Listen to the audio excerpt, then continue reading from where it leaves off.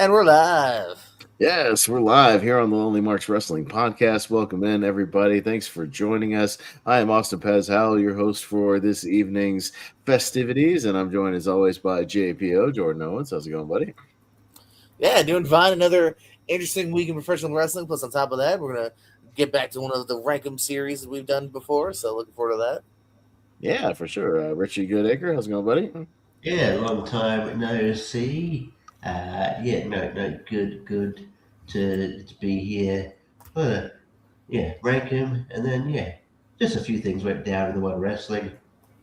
A couple of new champions, just a bit. So Just a few bits of news that we'll have to get to later. Just a few minor things. yeah. So good fun to talk about, and I'm glad I got I'm glad I got more of a voice now. When I started off, when we started off with the movies, I was like, oh god, I sound like a smoker. So at the moment I'm right. So yeah. He had Aquafina voice at the start of Wheel of Movies. It wasn't good. One flavor of Coco's nice. The sexiest voice of all time. And he's joining us once again. He's joining us occasionally here and there, but since we're doing a little ranking tonight, Mr. Steve Mesa, honorary Lonely Mark tonight. How's it going, Steve? Going well. I believe the last time I was on here was February of last year for Rankum for the female wrestlers of the 2000s and before. So we're here about the 2010s because 2010s. And 2014 was my first foray into independence, and I have a lot of inductions that are a little bit off the charts, but we'll get to that one. Well, if you can, been in independence since 2009. Get on my level. My forte in independence is 2006. Get on my level. Okay. Anyways, I was still in high school. I couldn't have possibly done that. Yeah. All right. December high school too. But anyways, and I think we got a fifth joining us here in just a little bit.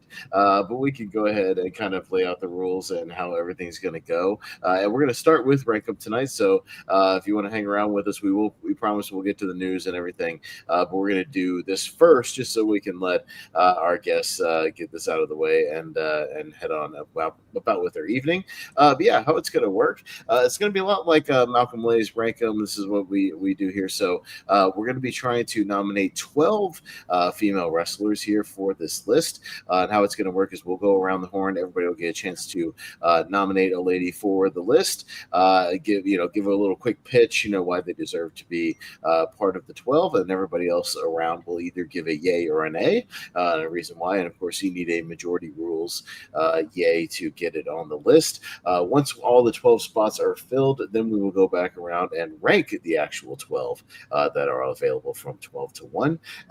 So everybody get a chance to chime in on what they think should be number 12, number 11, etc. We'll get there when we get there. But yeah, it'll just be pretty straightforward. Everybody gets a chance to pitch something. And oh no, I know Nico. Why did you say I know Nico, JPL? I don't know who Nico is. Come on. I don't know how much we had him on the original tournament fight we did that was wrestling related. He was on there with us. Okay, wait. What year was this? Like one of the early years of tournament fights. Yeah, exactly. Yeah, don't act like I shouldn't remember that. And somewhere within the past 3 years, I'd say. Yeah. Maybe 4. It was like 2022 or 23, something like that, when we did a male wrestler tournament or something. Yeah, he was on there. So yes, I know Nico. All right, we were just explaining the rules and how it's going to go, Nico. So yeah, we'll go around the horn. Do it again for Nico. It's very straightforward. Everybody will go around. The person in line will nominate somebody. Everybody else will give a yay or a nay. Majority rules. If it makes it on the list, we're looking for 12 total, and then we'll go back and rank them. Pretty straightforward. So I like to go last here in this first round. So we'll just go right to my right on the screen, and then we'll go around. So JPO, kick us off.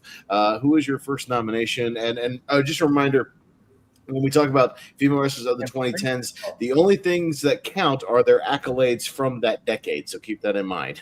Does not include anything currently if they're still working, anything before the year of 2010. We were just talking about you have to stick to their accolades within that decade to just keep that in mind. So JPO, sorry, just wanted to make that clear before we start as we get going. But yes, please kick us off. What you got? In order to talk about the greatest female wrestlers of the decade, we should talk first about the man. I want to talk about Becky Lynch. I just want to nominate her. First, original cool run too, winning the either the Raw or SmackDown Women's title, but going on to really finding herself as the man. It's about 2018. It's had a couple great years there as well. Before that, even again, hey, look at Steve's hat, Shimmer alumni, Rebecca Knox, doing great stuff in her home country as well. So I've been around for most of the decade as well. So yeah. My nomination is Rebecca Knox, aka I guess you could call her Becky Lynch. All right, the man, Becky Lynch. Richie, what do you say about Becky Lynch here today? Yeah, I think she has made this list, and yeah, given that branching out from her, when she was debut, they gave her a super Irish dancing gimmick where it's just like, hey, you're Irish, do an Irish jig. So I'm glad she was able to branch out from that, and yeah, like just sort of quickly become like one of the sort of most charismatic women, and just a bona fide like star, and she's great in the mic, great in the ring, great with younger talent as well, and yeah, she had some really good matches in this time period as well. Sort of culminating in 20 like at the end in 2019, winning like both. Both like championships, WrestleMania, and the main event of WrestleMania. So, yeah, definitely yes. All right, Mr. Mesa, what do you say about Becky Lynch? Absolutely, Becky Lynch definitely deserves to be on this list. I mean, like Richie said, she and Ronda, and she was one of the first women to headline the main event of WrestleMania, which is historic in its own saying. And not only that, also headlining Evolution, the first WWE all women's pay-per-view with the last woman standing match against Charlotte Flair. And I think her from her ascension to NXT as a dancing Irish woman to the man, definitely she deserves to be at least in the top 5. All right, Nico, yay or nay to Becky Lynch? I knew that she was going to be one of the first names brought up in this discussion, and for good reason. She is someone who wasn't the chosen one, who made herself the chosen one, much like Daniel Bryan did for the longest time, much like Kofi Kingston did that same year in 2019. I do have to correct Steve. She and Charlotte in that last women's standing match did not main event. It was a featured bout, but it should have been the main event, but it wasn't. But like the fact that you think about her as the main event of that pay-per-view is precisely why Nico she is gets that the point in wrestling with trivia. Sorry, Steve.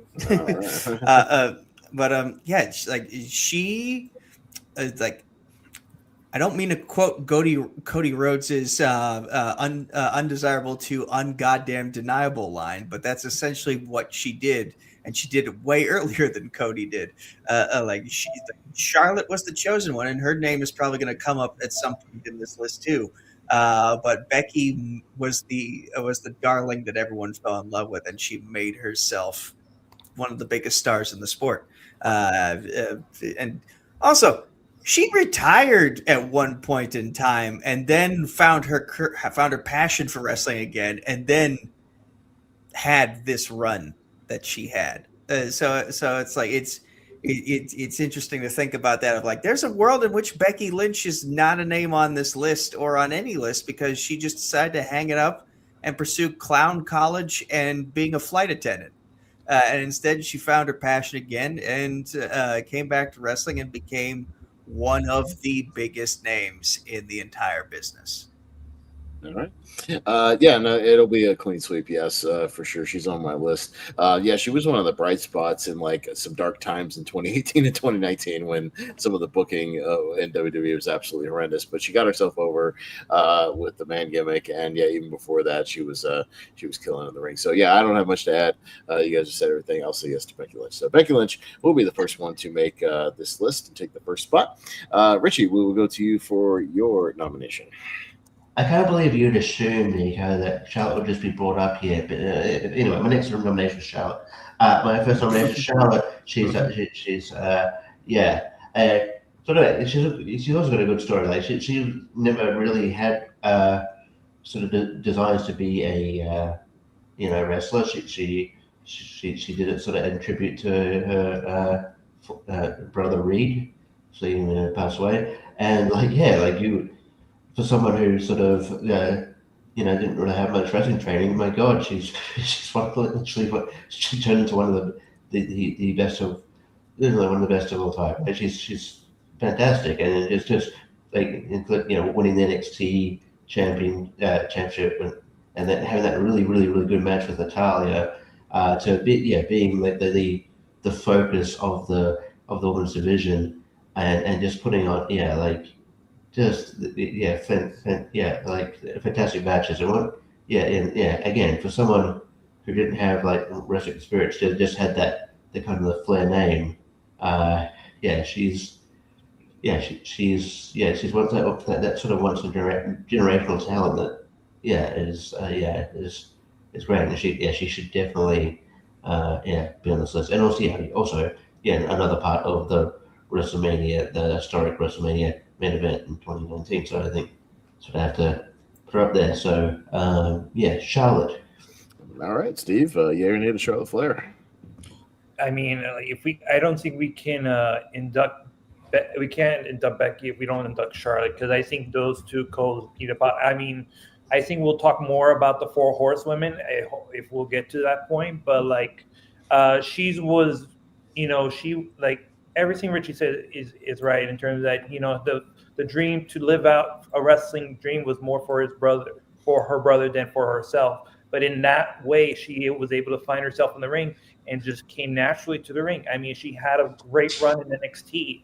She was, I believe, the second wrestler to hold the NXT Women's Championship. If I'm not second.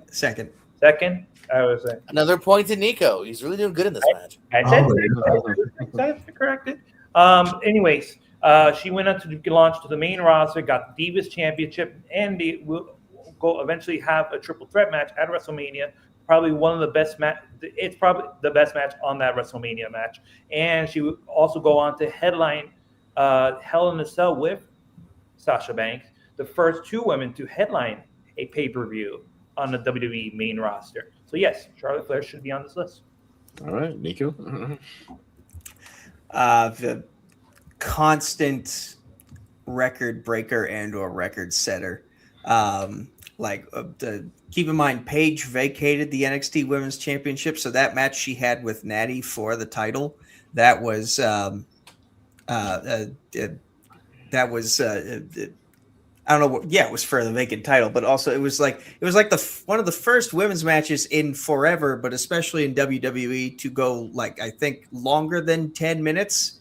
I think it went 15 total, and it was one of the best matches of that show. NXT Arrival, I believe it was. Then we have the matches she put on with Sasha Banks, with all the four horsewomen in that one four-way that Sasha Banks won the title from. Then she goes on to set the record for longest undefeated on pay-per-view streak of any woman, and I think possibly any man for a while.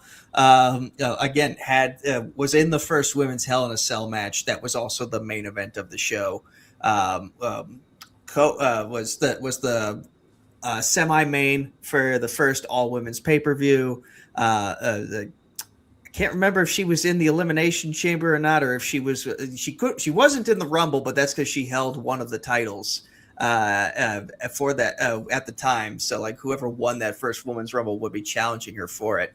She broke Asuka's undefeated streak, which Asuka's probably a name that's going to come up on this list at some point too. She was basically untouchable, and for very good reason.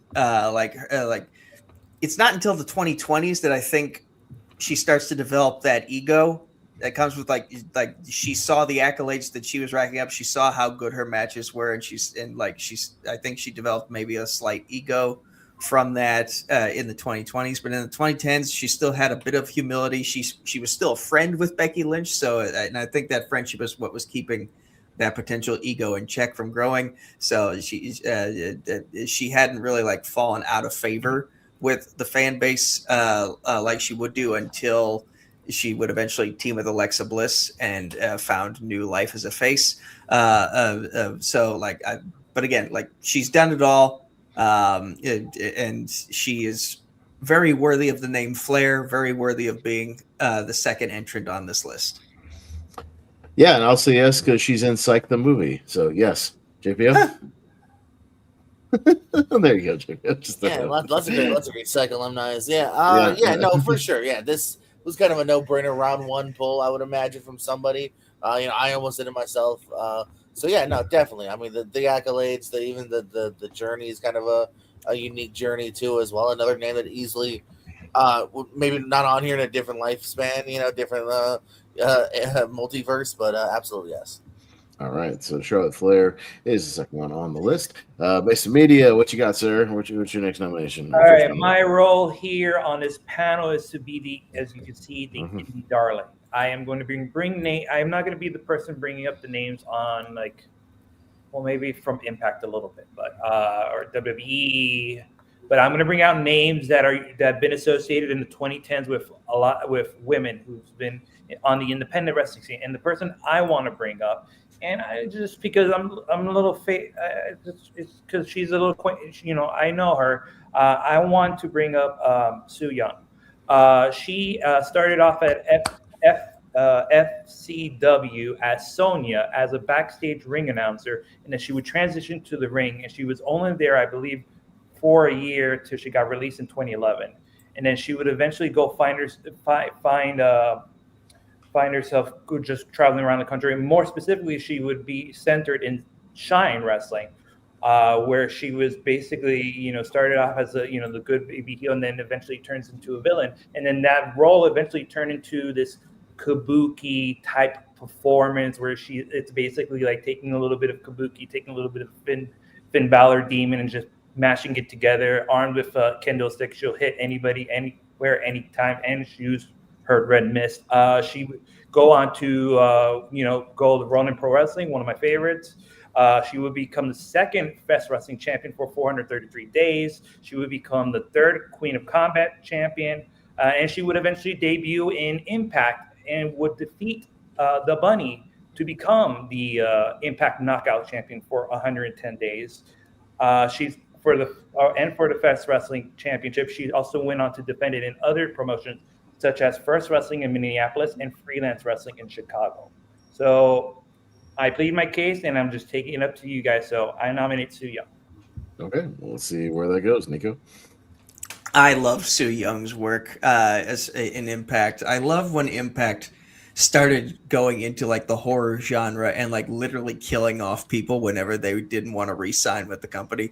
And Su Yung was usually one of the instruments of death that initiated some of those write-offs. So I do want to say yes to this. I just need some clarification on, did she win the Impact title while this was in the 2010s? This was in 2018. the 2010s. 2018, 2019. Okay, because that's where I get confused about some of my favorite work from her comes from, is like what year it happened. Because I do know that like the pandemic era did kind of give TNA a lot of wiggle room to experiment with the stuff that Su Yung specializes in, especially when she would make the transition to the Susie alter ego. But that happened in the pandemic era and afterwards. So we can't really count that as far as I know. But like, yes, I do want to say yes to this.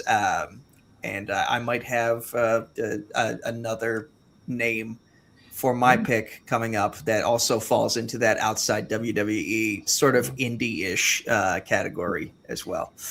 I like it. Yeah, no, I mean, I was looking up her accolades, and I am familiar with her to a degree, from Shimmer. I haven't seen as much of Shine as I have of Shimmer, but looking, just even at the wiki, like, she's won titles just about everywhere she's been, so including Kaiju Big Battle, so I appreciate that. But because I've seen a couple of those in person, they're a lot of fun. So, based on the accolades, I will say if we come to the rankings, it's probably going to be lower than some of these other ones, honestly, in that kind of 12 or 11 type slot. But I'll give it a tentative yes. Yeah. I would have said no. I like her as a person, but I don't like when people get murdered on TV. And I had people that were higher than her. Okay, Richie. I would have said no as well, just because I don't haven't seen have as much exposure to her. I've liked what I've seen of her, but there's more the people on my list that I've seen more of, and I've got a bit bigger sample size of. But I like her work. But yeah, I would say no. Yay! But it gets 3, so it'll barely squeak into the list. But we'll don't go mind. to Nico first. I'll take First the win. I'll nomination. take the win, baby. Let's go. All right. Okay, I thought I was going to have Steve's role when I joined this, in like being the guy who would suggest a bunch of non-WWE, potentially indie darling-ish names here and there, because that's, as Austin knows from past videos I've been on with him. Mhm. I don't do it to be a contrarian. I just do it to showcase the people who I know WWE is usually the go-to for a lot of people who just like watch one thing. Whereas if you watch, it's nice to showcase what they're missing out on when that WWE isn't showing. And I hate that my first pick has a bit of a problematic background, but that problematic background thankfully didn't show itself until 2020. Yes. So this person was Impact Knockouts champion multiple times, but also found herself wrestling for a lot of the men's championships well before anyone else was. She comes from a wrestling dynasty. It's Tessa Blanchard. You know, it didn't come out till 2020, but she was racist before 2020. Just saying. Fair point. Out.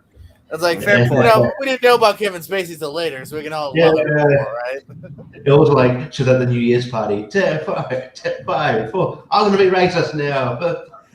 Listen. I get it. It's this weird. I don't want to go as far as to say Chris Benoit situation where it's like it's a name you can't really erase even though you want to, but it is kind of like that in that like she did so much during that time frame that even though she kind of like soured everyone on her with the realization of like, oh, she's not that great a person, she still did all these things. She still broke down a lot of doors for a lot of other people. And that still technically counts for something. And also, like, you pitched this to me, Jordan, as the most influential female wrestlers of the 2010s. And there's also something Can't show me using that word once. I thought I saw it in the message, and that's that why I thought, like, okay, never left my mouth. There is something influential about showing people what not to do in terms of PR. But again, that happened in the 2020s. So yeah, Tessa Blanchard is my pick. As problematic as it can be considered, she did do a lot. Okay. All right. Yeah, this is an interesting one because I can't rail on him for the problematic thing because, I'm the same guy who would nominate for Chris Benoit for certain things and things like that. Just I was based going to on say, because wrestling I also accolades. agree with her on Yeah, because I agree with her rants on X. I think they're well founded, and yeah, they just resonate. I think she makes a lot of sense.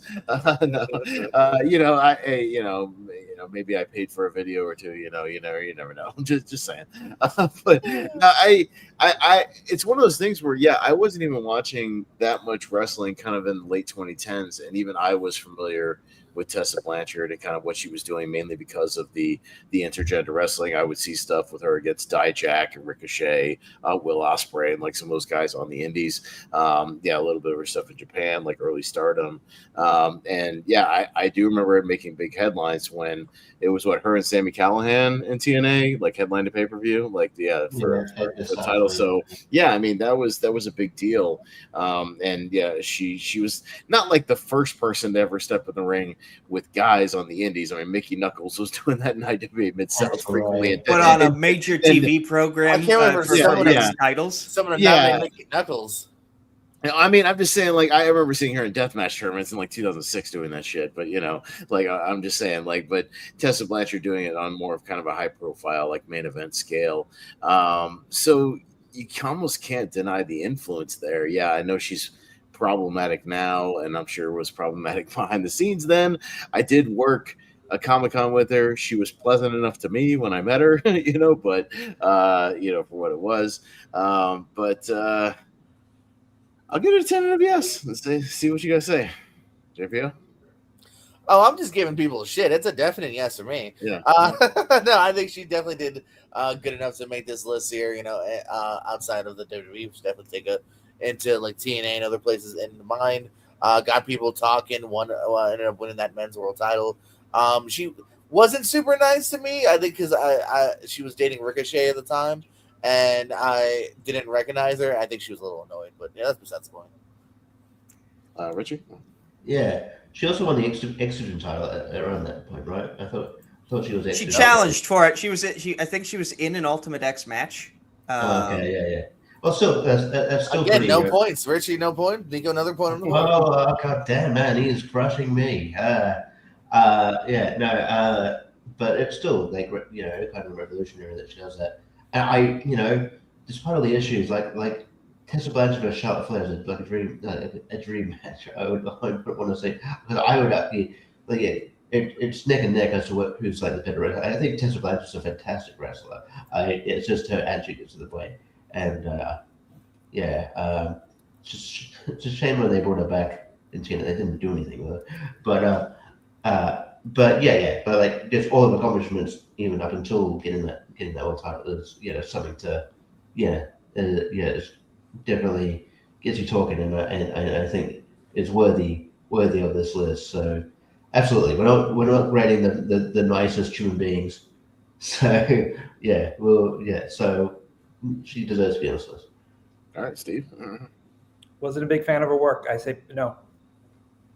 Oh, just straight up no. Okay, but all right. If 4 votes does get her on the list, though, the majority rules. I'll nominate one other person outside of WWE, but I don't think I'm going to get much objections for it. We'll venture to the land of Impact, and I think one of the obvious ones is going to be Gail Kim. So I'll throw Gail Kim out there. 7-time Knockouts champion. Most of those title reigns coming in the 2010s, including, I think, one in my research that was like 220-something days long.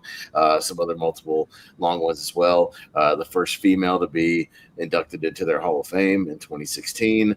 Always a constant kind of main eventer in there and really solidifying, that Knockouts division in 2010s, held the Knockout and the tag team titles at the same time. Not much else to say. I think she's a pretty obvious one for the 2010s in TNA. So I'll say Gail Kim. JPO? Yeah, absolutely. Yeah, one of the people that for whatever reason never got a really super fair shot in WWE, but really made TNA and put that Knockouts division on the line here. Really made a notable thing. Great matches. Reason she ended up later on being kind of a Hall of Famer and backstage person for a while as well. Big yes. All right, Richie.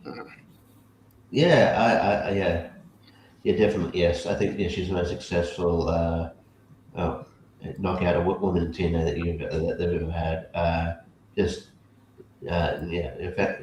Fantastic wrestler. There's accomplishment speaks for herself. So absolutely. Steve?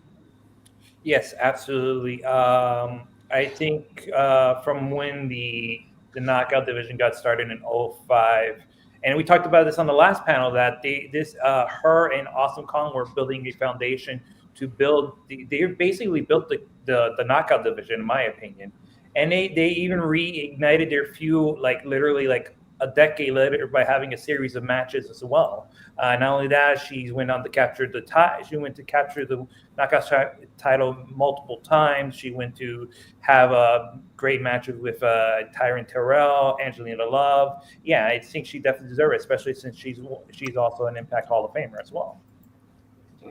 Nico, what do you say about Gail Kim? She has had.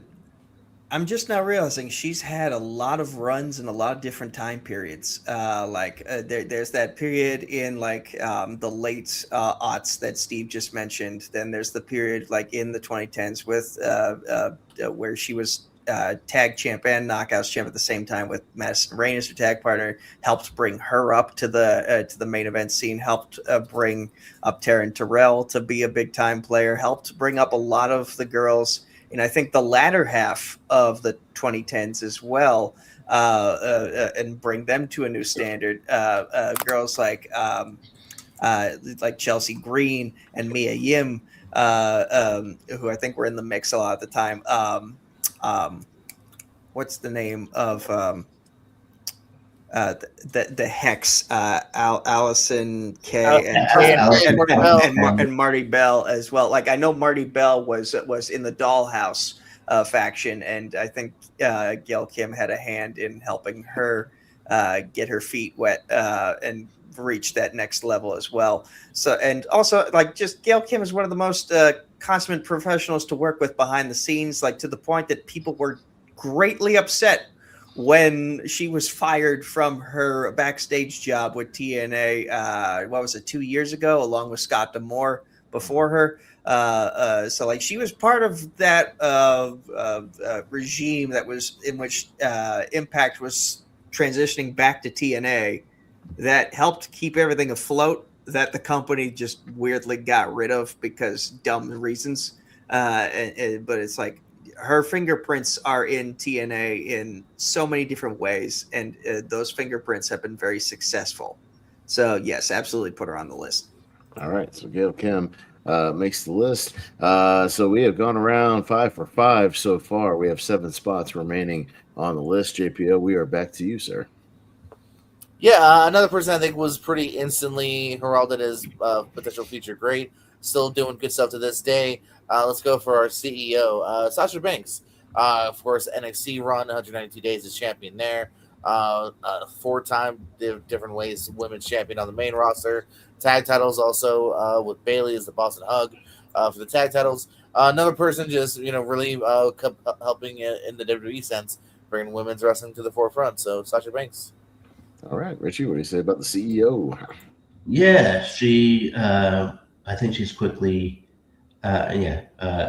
She's. I mean, she's a fantastic worker, and yeah, she proved to be a fantastic worker even in the early years. I think she had she still has one of the best, women's matches on it, like NXT history. With I think her last women's standing match with Bayley. I think that match is just fantastic. So yeah, and I think she just oozes charisma as well. I think she's just one of the best women in the industry as far as work rate. So yeah, absolutely. Yeah, Mesa, what do you say about Sasha Banks?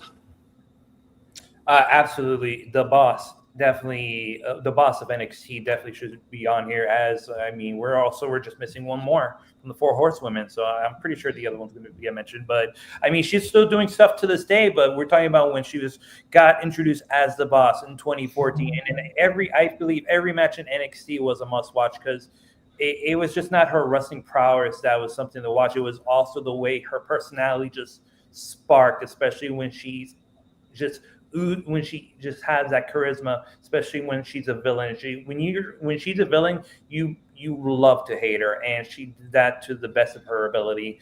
And she had quite a run up from NXT, jumped to the main roster, being part of that triple threat for the women's championship in Dallas, and then eventually going on to main eventing a Mania in the next decade, and still goes on with it. Still putting on bangers after bangers. But yes, Sasha definitely deserves to be on here. Yeah, Nico. I still kick myself to this day that I was not at that Raw in Pittsburgh in which she won the Raw Women's Championship from Charlotte Flair. I really wish I had been there for that, because it was a shock moment for one thing. I did not expect it to happen. But also, like, that was sort of like the first Raw of the new era in which they had reinstated the draft, and you had Mick Foley running one show, and I think Daniel Bryan running SmackDown. But to this day, people still say that that TakeOver Brooklyn against Bayley is one of their favorite matches of all time, for women or for in general. You can never question this woman's passion. She leaves it all out there in the ring, to the point that she did have a slight reputation as being injury prone for a little bit, but that's because she just kept giving her body. She was willing to give everything she had to make sure that match, whatever match she was in, was the best match on the show. And she plays the perfect villain, but like I know behind the scenes, she's incredibly humble. She's willing to give whatever she has to make her opponent look as good as humanly possible. She loves putting people over. Like I still recall when she was crying to the side of the ring when after Bianca had bested her at Mania 37, I believe, which I know that falls outside the decade we're talking about, but that still holds true to me. Like and especially with her and Bianca crying in the ring before the match even started, of just like, hey, we're two black girls who made it to the main event of WrestleMania. We look at what we've accomplished here, and then put on one of the best matches, if not the best match of that weekend.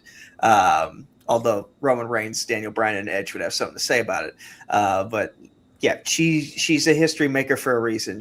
There's a reason why people were willing to pay her large fees during the convention circuit when she and Trinity Fatu at the time, now back to Naomi, were just letting their contracts run out because of that whole situation with the tag titles and with Johnny Ace. Because she's worth it. She was worth it. She's worth every penny. Yeah, no, it's of course a yes for Sasha Banks. I mean, one of the four horsewomen, and somebody else who, if we end up down the line doing the best current women still working today, could certainly be nominated again. Still with their run with AEW. So no, it's of course going to be a clean sweep for Sasha Banks. So Sasha will make the list. Richie, your next nomination. Yeah, I'm gonna make a punt for. I mean, there's a couple of obvious choices here, but I'm sure I'll get more convincing. I'm gonna make a punt for Alexa Bliss. I think Alexa Bliss, she started off like her gimmick in it. She's one of those rare people where like she might have been used better on the main roster than NXT, or at least initially. It's like she started off as like the like a pixie girl sort of I guess that was her gimmick, the spark, yeah, and then obviously they paired her with, but Blake and Murphy, and then that's where she sort of found her edge, and then when she went to the main roster, you really sort of charisma kind of shine, and she was like the first, I believe she's the first woman to in the decade to win the Raw and SmackDown Women's Championships. And I think she really did well getting a character over, and really really work hard to get really quite better in the ring. And I think it shows now that she's one of the most popular women on the roster. And again, it falls out. So I think we're talking about but when she sort of made that return, that place just went fucking nuts. So to sort of go. To sort of, and I think that's just because like and because she's built that sort of like just her charisma and her wrestling ability. She's built that up like herself. Like I don't think she was given at least much of a helping hand at the start there. So I think she's just she's turned out to be like quite good at really quite good here, and compelling to watch. So like I guess if it makes a list and we rank them, she might like go at the lower end, but I do think she's worthy of like at least a discussion. So okay. Well, let's see where it goes. Steve, what do you say about Alexa Bliss? So like I totally understand with all the accolades she's gathered. I mean, I think she has the perfect resume to be on this list. But again, it's another thing where I was not a particular fan of Alexa Bliss. Not just didn't. I just felt like, in my opinion, it felt like she was doing something similar to what Sasha was doing, just lighter. So take that as you will. But I'm gonna say no. Okay. Nico, what do you say? I always kind of thought she was like the unofficial fifth horsewoman of NXT. And I think she really had her breakout moments in the Arnold Classic match with Sasha Banks for the NXT Women's title. Remember when they went to Ohio during the Arnold Classic? This was back when Corey Graves, I think, was still wrestling. That was kind of her breakout moment. I weirdly was liked the little pixie fairy character that she played with the glitter, and then she makes this transition to this more edgy. She has this more edgy exterior when she's still paired with Buddy Murphy and Wesley Blake, helping them as their valet to keep the tag team titles, and then she keeps like finding her own groove. More and more as a competitor, getting to be SmackDown Women's Champion, getting to be the woman who I think dethroned Becky Lynch, getting to have good and also weird matches with Bayley, but getting to be Charlotte's foil at a Survivor Series when they were doing the champ versus champ thing, brand versus brand. I can't remember if her tag team with Nikki Cross happened before or after the threshold we're talking about, but I do like this is a weird thing to like, but Alexa Bliss has been in a lot of tag teams where you think she's gonna break up and turn on her partner, and she ends up not doing that, and they just keep being really good friends for an extended period of time. And Nikki Cross was the first example of that. Charlotte is the current example of that now. Yeah, Cross is after. Cross is 2020. Okay. Well, I still like that. That's a piece of her lore. I know it starts in 2019. Okay, then never mind. It works in my favor then. I like that like she just has that piece of lore that like if you tag with her, she will actually be your friend. Unless spooky magic is involved, as Asuka and Braun Strowman would find out. I'm going to give it a yes. I'll understand if people give it a no. But I do feel like that, like she is an underrated figure in terms of like the 2010s women's roster. It's tough for me. I wasn't watching a lot around this time, so I didn't see a lot of her main roster run. I was watching a lot of the NXTs and the takeovers and whatnot, so I'm more familiar with kind of the four horsewomen thing and some of the women when they made it to the main roster, following a little bit of them. So I was looking it up. I know it was kind of mostly like 2016 through 2018 kind of stuff. So I don't know if it's quite enough to get there. So I don't know. I'm on the fence. I'll say no. I'll leave it to JPO for the decider. See if I make sure. So as always, this happens once every ranking I feel for me. It was a yes, but she was like my last one, and then Su Yung got in. So I don't think she deserves it over the people I have higher than her. So it is a no for me. Okay, so we have our first outright no for Alexa Bliss. Unfortunately, there. Steve, still got a few spots remaining. What you got? Here comes the second no, and I know it. I'm just shooting my shot and see what happens. So the person I want to nominate is Madison Eagles. She's basically has been a trailblazer. Is a trailblazer. You're appealing to my Australian also, aren't you? Hey, Richie, she's a fellow Aussie, so you know where your heart lies. You know where your heart lies. Anyways. She's been a star. She's basically been like a trailblazer in the independent wrestling scene, especially Shimmer, where she went on to have a great series of matches against Nicole Matthews.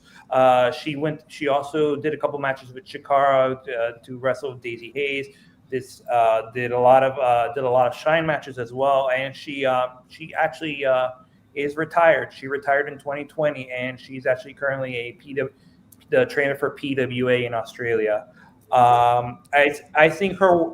I know. I feel like it's going to be a no, but I just want to shoot my shot and see where this lays and what you guys lay out of it. And if you guys weren't so familiar, I hope you guys get familiar with Madison Eagles. And by the way, she also has a daughter who made her debut recently.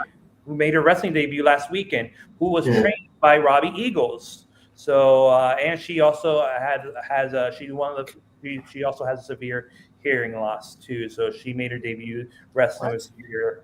Yeah. So yeah, I'm shooting my shot. See what everybody says about that. Okay, Nico, what do you say about Madison Eagles? So first, can I just get some clarification? Her daughter was trained by Robbie Eagles. Is there any relation at all here between those two? They just happen to have the name Eagles, and they both happen to be from Australia. Yes, they're. I believe. I don't know. I didn't click. I'm pretty sure that's the father. I think. I'm sure. Maybe. I don't know. Not positive. I got to check. I got to check Wiki. Okay. Yeah, just curious about that because It's not. Well, unless his name is Ryan. That's a shoot name. I don't know. never mind. That's not important. I just wanted that cleared up because it feels weird that there are two Australian wrestlers with the last name Eagles, and one's kid was trained by the other that's named Eagles, but they're not related in any way, shape, or form, or married in any way, shape, or form. I just okay. You mentioned a lot of promotions that she's competed in, and unfortunately, and the thing that's stopping me is just I didn't hear a lot of super indies listed. I heard a lot of really important indie promotions, but I didn't hear like a lot of super indie promotions that had like big TV deals or like were featured regularly on YouTube in great capacity. Like if she had maybe popped up on What Culture Pro Wrestling or in like Lucha Underground or even Ring of Honor, which was still kind of a super indie at the time. Like I would maybe be more inclined to give her the nod, or even like PWG, and had like a prominent role in PWG one didn't of really those do a lot of promotions. women. What about So Shikara and Shimmer, no.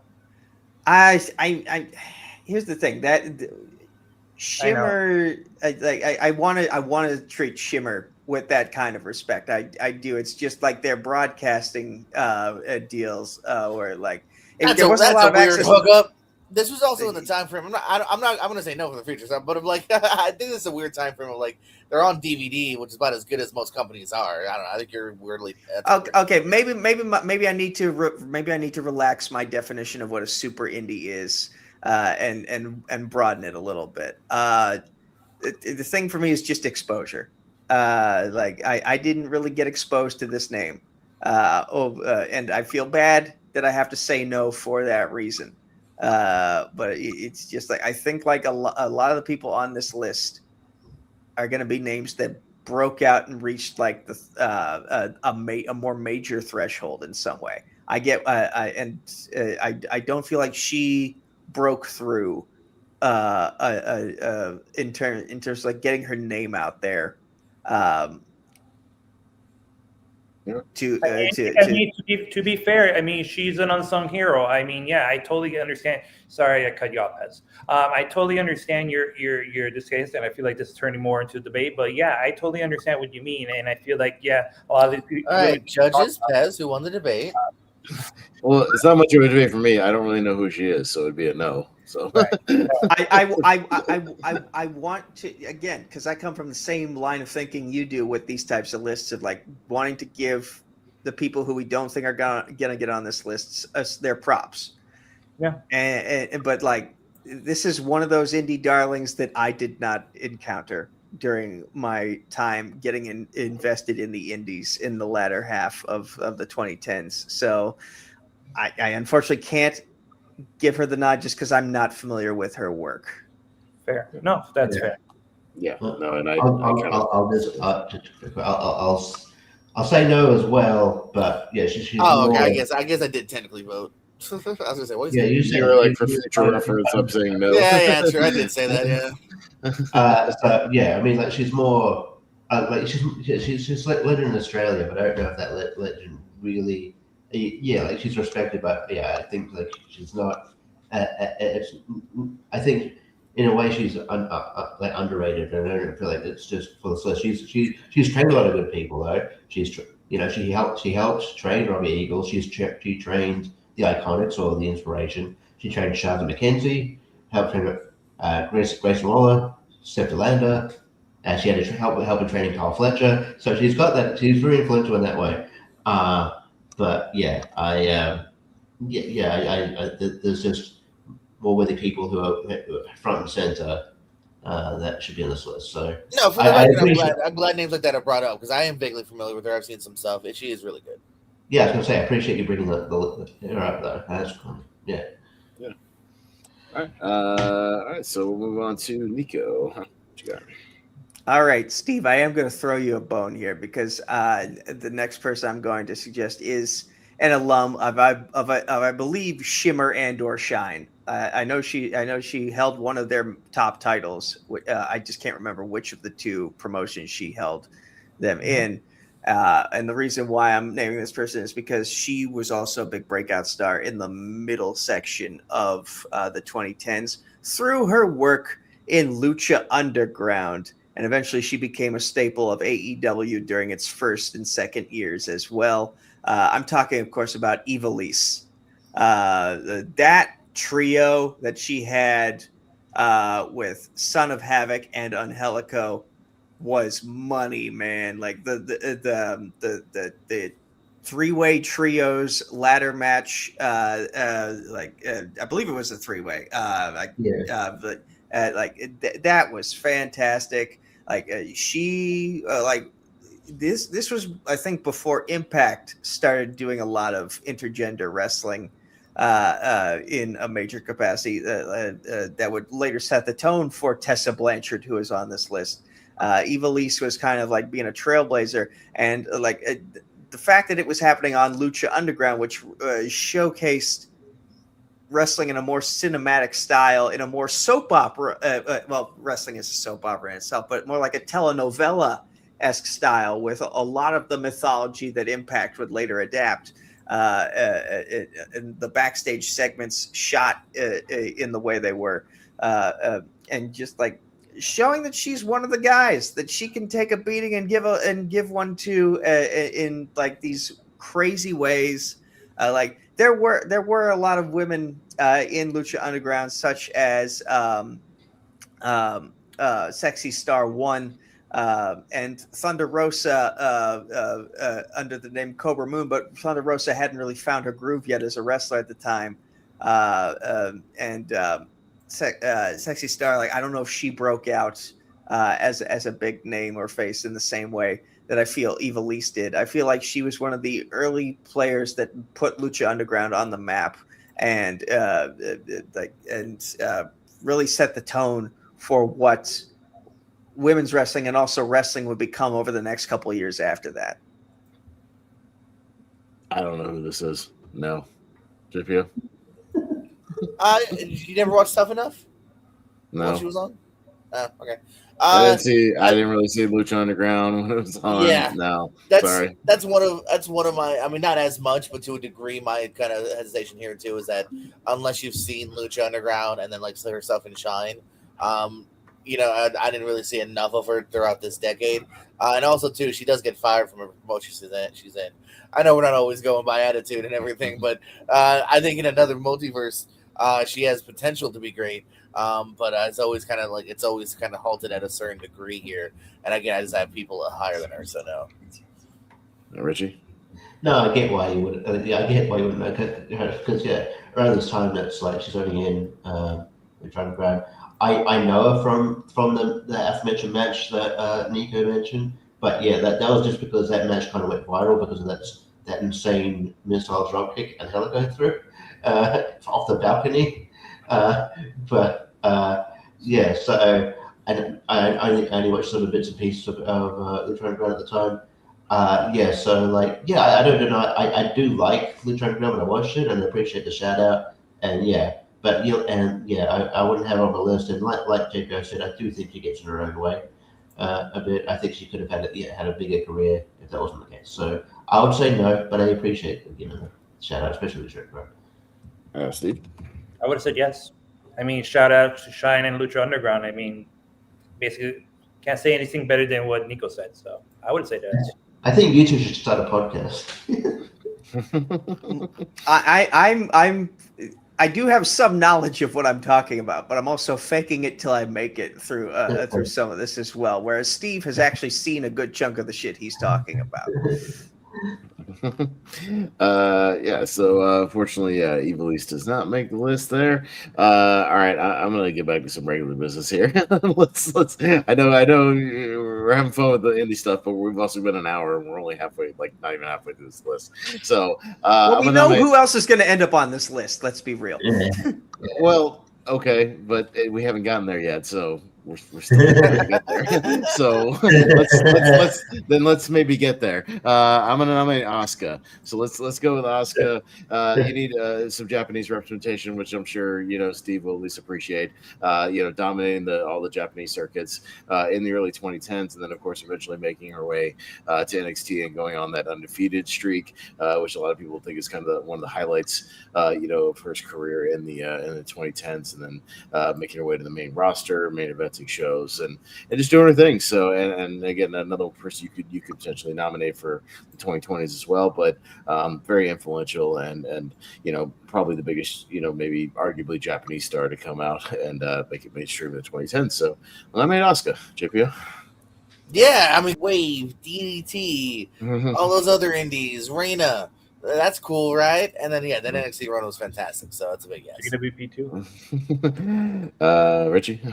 Yeah, she was fantastic, and she made it so undeniable because, let's be honest, some of the way they've pushed Japanese stars in the past have been, but yeah, she made it like they pushed her like a badass because she's a badass, and and she's great. She's fantastic matches, and and is surefire Hall of Fame one day. And I do, so see how she comes back at some point. So yeah, yes, absolutely. Yeah, Steve. Of course, she's my number one pick. Honestly, like she's my number one. I left it to you guys to be able to pick Asuka because I want to, like I said, I want to be the indie darling person, whatever. But yeah, I mean, also she also worked JWP. She also worked Shimmer as well as Kana. I mean, if you ever seen. It's somewhere in your internets, but if you ever get a chance, watch Kana versus Minoru Suzuki. Holy fucking shit. That is a great match. One of the best, not only one of the best matches I've seen on the independent wrestling, but one of the best intergender matches. So, like, if you ever see Minoru Suzuki versus Kana, it's something to see. And, yeah, I mean, I love it that she brought her Kana personality up into the next decade. But, again, that's the next decade. But, yeah, she definitely deserves it. I was also there for her first NXT title win. So, all right, Nico. She did the streak better than Goldberg. She did the dropping the title to move up to the main roster shtick better than Obafemi. She won the first women's Royal Rumble. She won the title in the first women's TLC match in a triple threat with Becky Lynch and Charlotte Flair, might I add. And to bring up some of her work prior to WWE, she has this really cool tag match with Kenny Omega as her partner where they just hit people with hip attacks all day long. It's hilarious just seeing the ass used as a weapon so much by such a serious character such as Kana at the time with full face paint and all, looking like a badass monster. The main thing is just like, why has WWE struggled so much to book Japanese talent well consistently? Because they did it with her for the longest time and then completely lost the plot at the most crucial moment, that being WrestleMania. But still, like, she's a pioneer in wrestling overall, let alone in women's wrestling, let alone in Japanese wrestling. Yes. There's an argument to be made that she should be number one on this list, let alone on the list at all. Okay, well, Asuka will make the list there. So, JP, we're back around to you. We only added 2 people since we got around to you, so still some spots here. We're only 7 down. We got 5 to go. All right, guys. Let's talk about the indies here. Here's my indie pick. But hear me out. I like Evilise. You know who deserves to be on this list? Her Shine tag team partner, Mercedes Martinez, deserves to be on this list. This is the indie goddess here. She's been around since even before this decade, but let's talk about this decade here. Hope we got a quick minute. WSU Tag, WXW Women's, WSU Women's, Indie Girls, NCW, the Shimmer Champion for 139 days. All right, 139 is not bad. Oh, what's that? She held it for another whole year, 364? Yes, she did. The Shine Tag Team Champion with Ivalise, as I just said. Phoenix Champion, PPW. Shimmer Tag with cheerleader Melissa, AWS. The Shine Champion, Bellatrix, Femmes Fatales. In the Mae Young Classic. In NXT, even on several episodes because of how much they liked her. Martinez absolutely deserves to be on this list. She is the Indie Hall of Famer, and she is one of the best. All right, Richie, it's about Mercedes Martinez. Have you thought about being a car salesman? That's what I'm saying. I gotta sell my girl. You saw me. I was a bit worried when you said an indie person that I wouldn't know much about work, but I do. But this is someone that's even like dabbled on main TV. They're like, yeah, everyone should know. Yeah, I know work, and I've seen that for all work, even in this era, in this, because she's been around for a long time. So even in this decade, so to say yes, so I'll say yes. Yeah, Steve. Mm-hmm. Fuck yeah, of course Mercedes Martinez deserves to be on here. She's a fucking, like, if we're not putting Madison Eagles as a pioneer on here, Mercedes Martinez needs to be on here. She's definitely a pioneer in the independent wrestling scene, in wrestling period. And hell, she's still going at it today. She's a freaking Shine Nova champion as we speak right now. But like, she's still going. She still has all the moves. She does it very well. She puts on banger matches after banger matches, has a shitload. I mean, she has almost as much title as Mercedes Moné had at that moment when she had all those Ultimo Moné moment. But she's the original Ultimate Moné. She's the ultimate Mercedes. So yes. All right, Nico, Mercedes Martinez. She hasn't retired yet? I thought this is this her final year? I don't know. I thought she was talking about hanging it up this year. Anyway, that's beside the point. I am going to give it a yes. I do need to disclaim I have not seen a lot of her work from this era. That being said, when she was in the Mae Young Classic, they were hailing her in the same way that Corey Graves was talking about the Motor City Machine Guns when they debuted in WWE last year as like your favorite tag team's favorite tag team. Mercedes Martinez was essentially billed as your favorite women's wrestler's favorite women's wrestler. Like, that's essentially how she was billed, as a destroyer, as someone who has just decimated everything and everyone on the indie circuit. And you've just laid out a bunch of accolades that I cannot ignore. So therefore, and because I know what she would become in the decade afterwards, and what she would accomplish in that decade afterwards, obviously the accolades that came before it set a precedent. And so, yes, I will give her a nod. I will put her on the list. So, Steve, here's another indie women's wrestler that I do know. I am very much familiar with Mercedes Martinez. Because even those early Shimmer days, seeing her name on every DVD you could imagine of like every women's promotion, like she was always on there somewhere. So she's kind of like the indie vet of women. Like, she's the one that you could book to always rely on, to help get somebody over, or if you needed a champion to get started and then pass the torch. She was always like one of those women. And one of those ones where they did like you said, that Mae Young Classic. Like, I knew who Mercedes Martinez was when she entered, amongst some of the people I didn't know. So I as far as like an indie star I could get behind being on this list, I'll say yes to Mercedes. So Mercedes will make the list. So Richie, what do you? Let's just start running around. We're going to bring it up eventually. Imagine if we didn't. Bailey, it's the only 4 horsewoman that's not on this list yet. So Bailey, I think she caught the hearts of fans with the hugging, the hugger gimmick, and like just, became one of the most popular women in wrestling at the time. And like I said, she had that banger with Sasha Banks. And yes, he was such a likable character.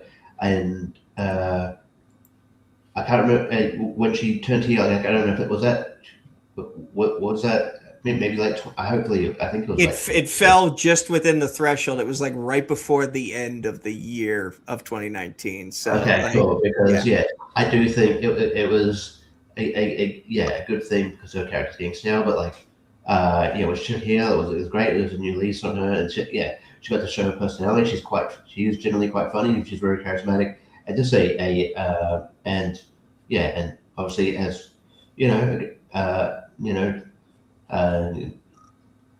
and throughout the decade, held a women's championship multiple times, and was also just been, I think will go down when her career's also done. Will go down as like a pioneer for women's wrestling and what she's doing to help women's wrestling as well. And I think out of the four horsemen, I think I like her the most. I should might not be the best wrestler out of all of them, but I adore watching Bailey. I think she's amazing. So she has to make this list. All right, Mason, what do you say about Bailey? Oh, excuse me. Are we talking about Shimmer's Davinia Rose? Yes. I want some Bailey. Yes. She definitely, we're completing the four horsewomen here, and she's, of course, we talked about Sasha Banks and her in that NXT Takeover Brooklyn, but also I think that's not a lot of people talk about another match that they had, which was the Iron Women match, which I think is a little, in my opinion, a little superior than the Brooklyn match. But then she always goes on, drops the title to Asuka, moves on to the main roster, goes on to win many championships, including the tag title. She actually becomes WWE's first Grand Slam winner. So, I mean, if that's not enough to let you know she deserves to be on the list, I don't know what will. All right, Nico, Bailey. She was my college crush, but that's beside the point. She went to college? No, I know what you mean. No, I mean when I was in college, I had a crush on her. You get the idea. But she had the most likable character out of probably anyone on the roster. Just someone who likes hugs and then turned hugs into a weapon of mass destruction. Yeah, like there's something so appealing about that. Like you can tell her love for the business is so genuine. Even prior to now. It was. I mean, it was apparent back then. It's even more apparent now in the fact that like she's doing so much to give back to the business by holding all these seminars. Like I've talked to Danny Moe, and she has had great things to say about that experience doing those seminars that Bailey was hosting, again, great matches with Sasha. The last woman of the four horsewomen to get brought up to the main roster, but for good reason, because they still need to have like some star power from that group in NXT to help with the transitional period into characters like Asuka and Nia Jax running things. And again, like I never thought she would be such a great heel, and then she does the Karen haircut. Literally destroys her Bailey buddies with what was it, a pickaxe? And made children cry, which is like if you really want people to feel betrayed, that's getting a kid to cry is a great way to do it. And then like I know it's outside the realm of what we're talking about, but she held down the fort along with Drew McIntyre during the pandemic era of wrestling when there were no fans. She is such an unsung hero of WWE's roster. And if she falls, if TKO believes that she deserves a pay cut and not everything and anything she wants under the sun, then I hope to God, wherever she ends up when her contract is up, that they give her the moon and stars and everything in between, because she is worth it. I'll keep it short and sweet. Aaron Solo's girlfriend gets a yes. They broke up, I think. I know they broke up. He was very depressed the last time I saw him around Florida indie show after that happened. I should say no because the Boston Hug Connection is a fucking terrible name, but I'll say yes despite all that. The role models works better. Yeah. Jeff, yeah.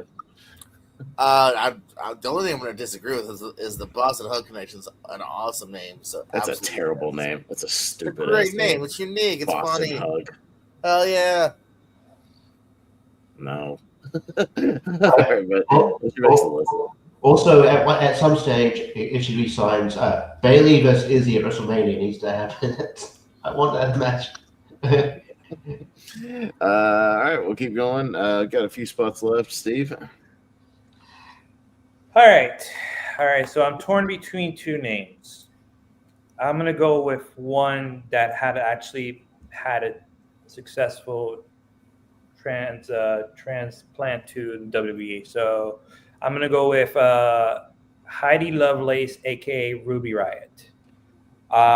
She has been busting her butt on the independent scene, I believe, since 2011, and she's basically kind of been in the, like how Mercedes Martinez would, but she just got into the scene and she's been all over the map. I mean, she's been part of Stardom.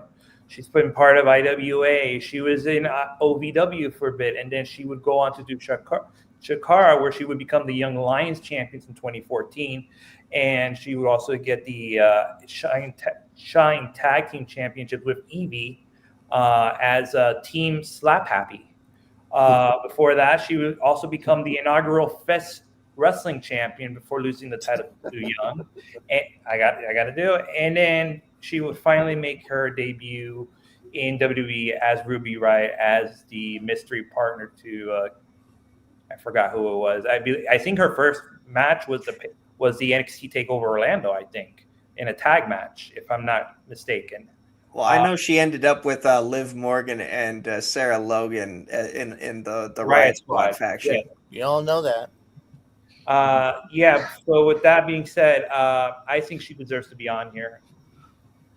All right, so Nikki, what do you say about Ruby Riott / Ruby Soho?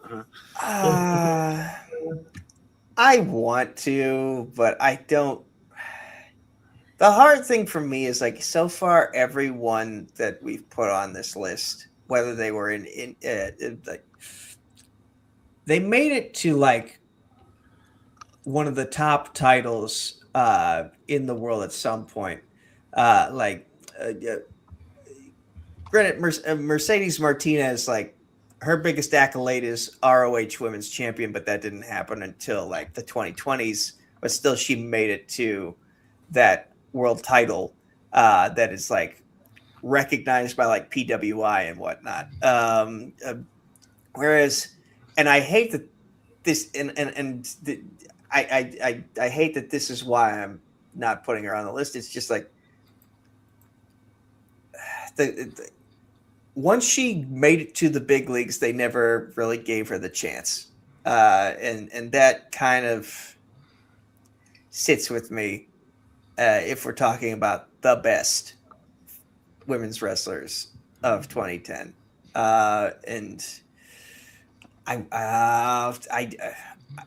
Okay, I'm going to throw you this bone. I'm going to give her a yes, but that's because I think the other three are going to say no. You'd be correct. No, I have people way higher still on the table, so no. JPO. Don't assume all three of us, because I don't know what Rich will say, because I'm going to say no as well. I love Ruby / Heidi on a personal level, but unfortunately, while she did some cool stuff in like Chikara and stuff, her main roster run wasn't, unfortunately, not her fault in my opinion, but like not great. And there's just other people that I just think really kind of killed it in this decade above her. Richie? Yeah, I love Ruby Riott, Ruby Soho, and she comes back soon. We'll see what happens. But like as far as like her run this decade, I think she was, unfortunately, she was booked like shit on the main roster. While the achievements are impressive, I didn't see that, so I kind of have to go no. Yeah. All right, so just doesn't quite make the cut here. Nico, we still got 3 spots left. Okay. From getting her ass kicked in the UFC by Betch Kohea to going on a reign of terror in NXT, I'm going with Shayna Baszler.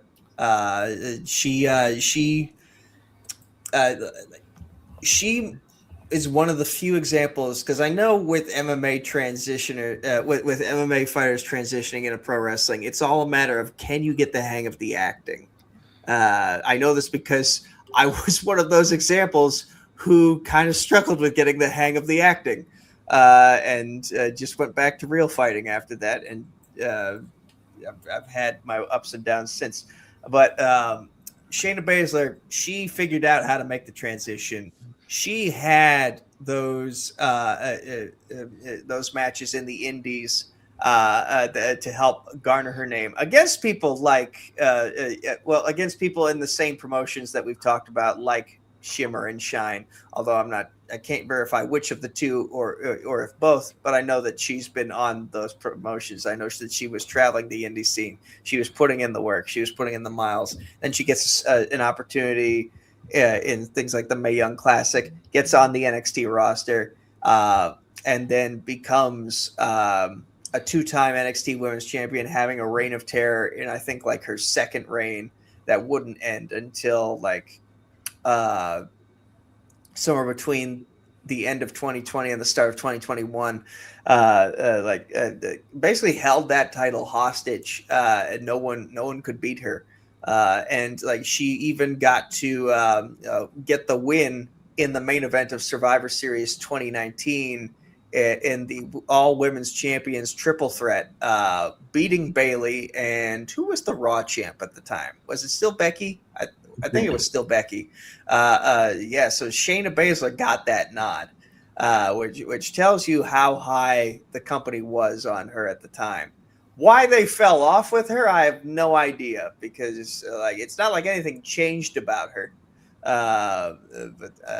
But yeah, she had a lot of value during the 2010s for professional wrestling. It's interesting because I get the argument that her title reigns were very lengthy, and she did kind of dominate the division. At the same time, I don't know if she had the same kind of household name with wrestling fans impact, that some of these other ones did. I'm kind of on the border with Shayna. I'm going to give it a slight no, though, JPO. Yeah, I do have respect for Shayna. Also, unlike shitty Ronda, who nobody nominates, she actually cares about wrestling. She was doing wrestling before NXT, but I also like, it's also kind of those last couple of years in NXT too. Like, it's not like all of the decade. Like, I think a lot of these people are kind of have a good chunk of the decade, while she kind of has like those last kind of killer couple years. So I do dig her, but it is a no for me.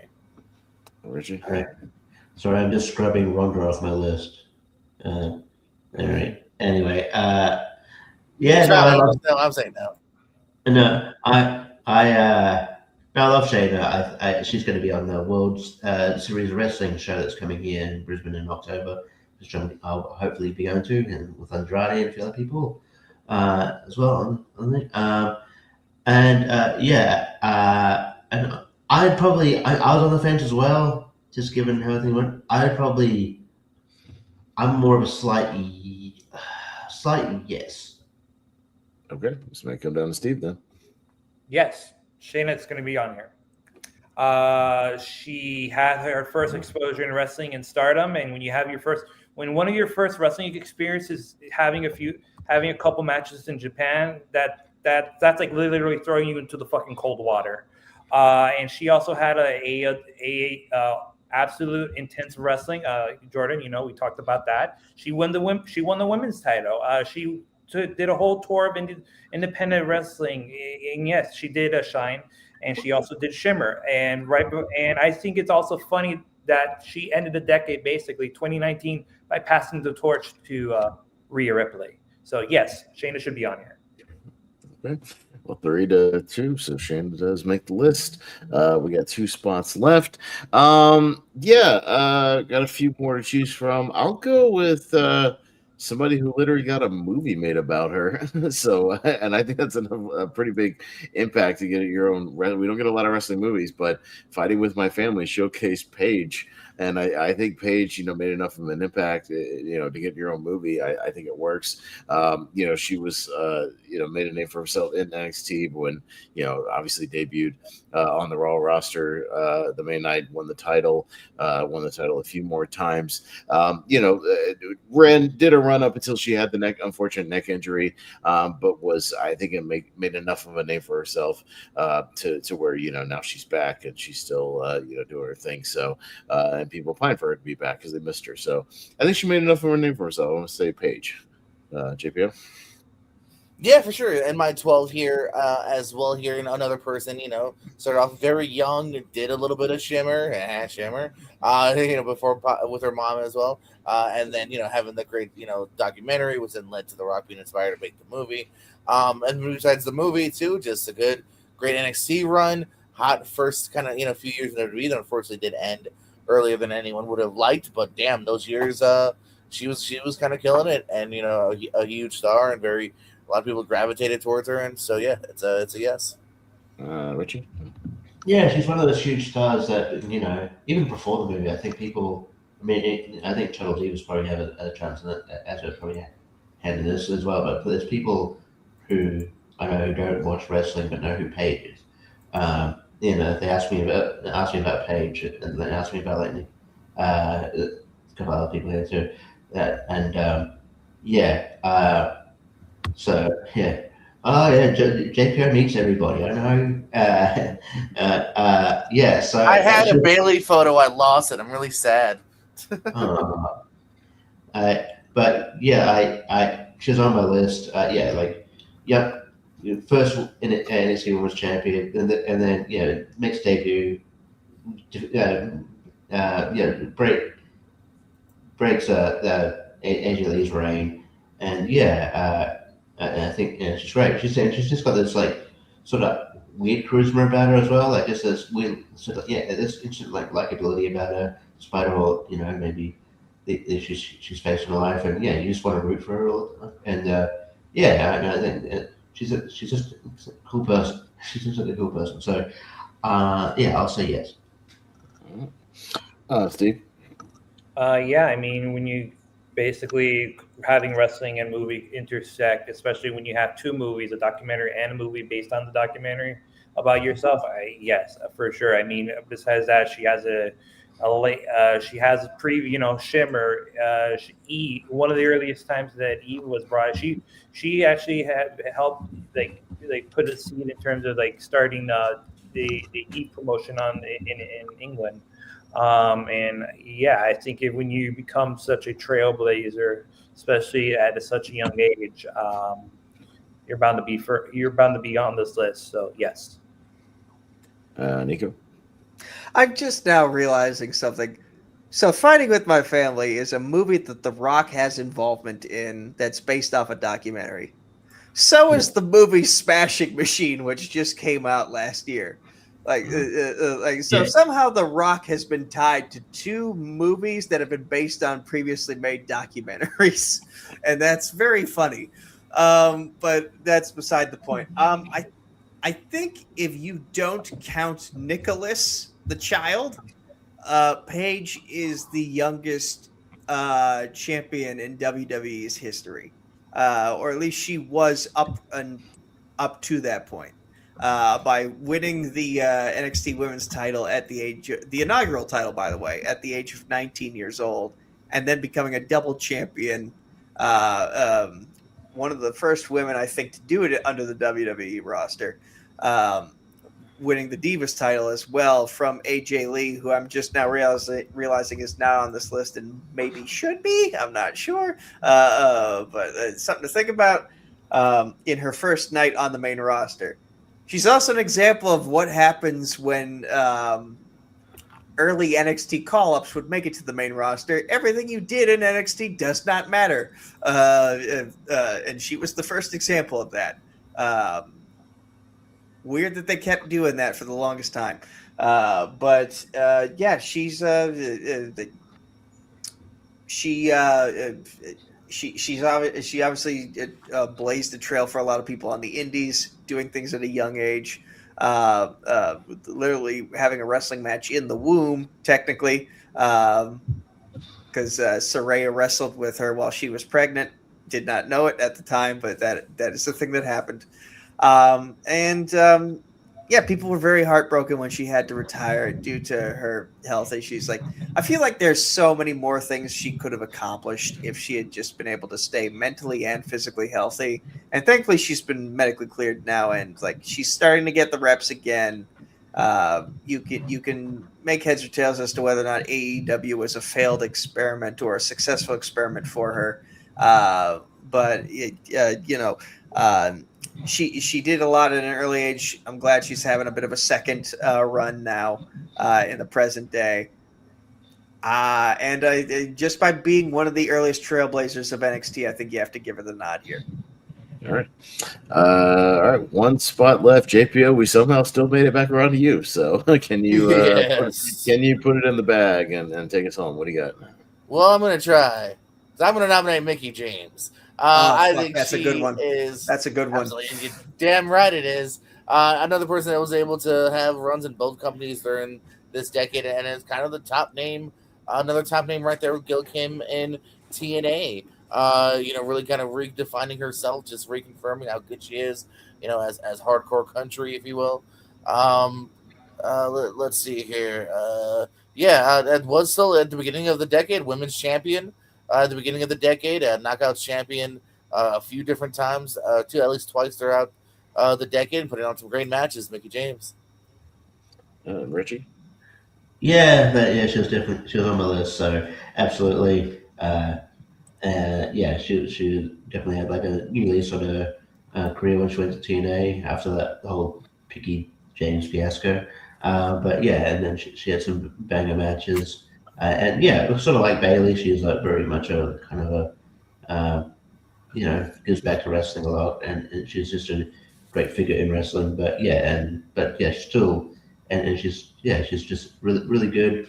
And I love watching her in the ring. And so I would say yes, absolutely. All right. Steve. Steve, if you're there, otherwise we'll come back to you. Steve, don't bail out yet. Almost done.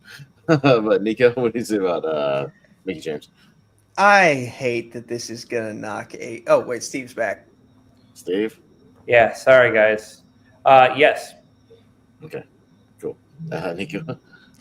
I hate that this is gonna knock AJ Lee off of any chances of getting on this list, but I can't I should deny. have said yes to Shayna Baszler. That was the problem. I can't deny everything Mickey James has accomplished throughout the entirety of her career, but especially during this time frame. She was involved in a lot of great stuff that TNA was doing during the early half of the 2010s, she tried her best with her team with Alexa Bliss, but like she is synonymous with women's wrestling in a way that I think someone like AJ Lee can't say that she is because of the fact that she left for a little bit, whereas Mickey James continued to be a presence throughout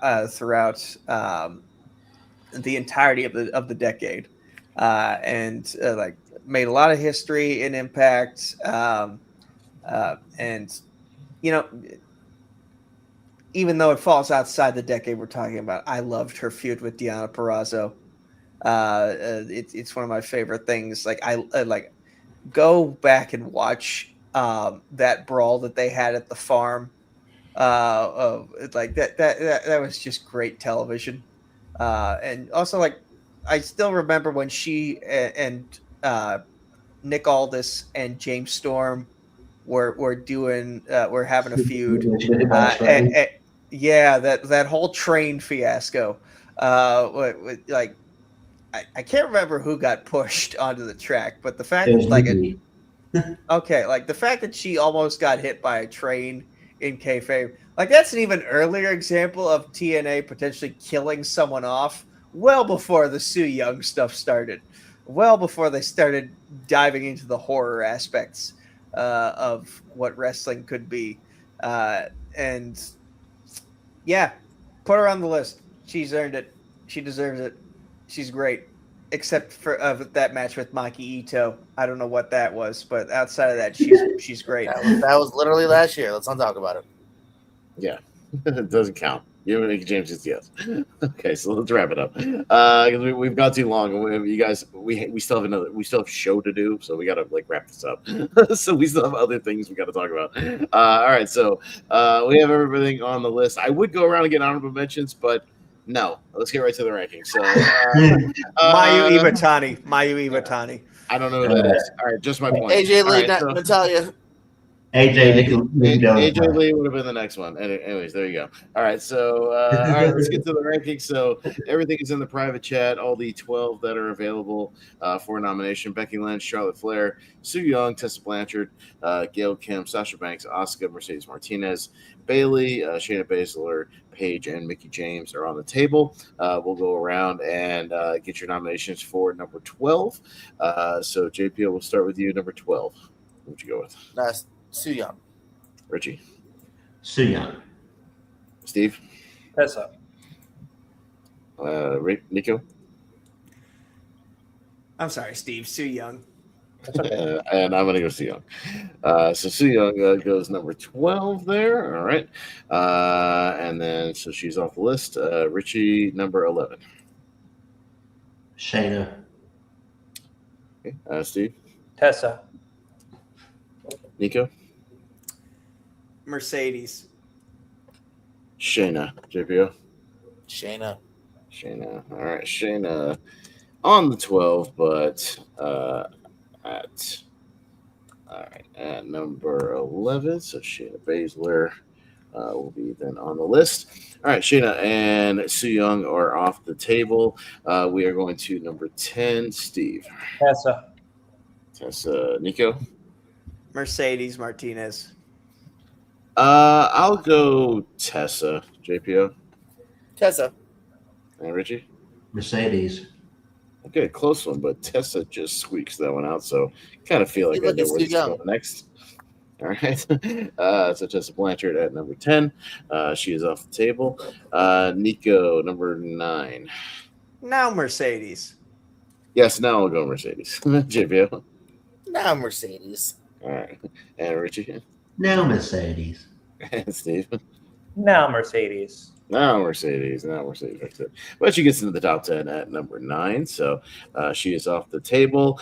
Still on the table, Becky Lynch, Charlotte Flair, Gail Kim, Sasha Banks, Asuka, Bailey, Paige, and Mickey James. So now we are going to number 8. It's on me. I'll go Paige. JPO. Gail Kim. Gail Kim. Richie. Paige, yeah.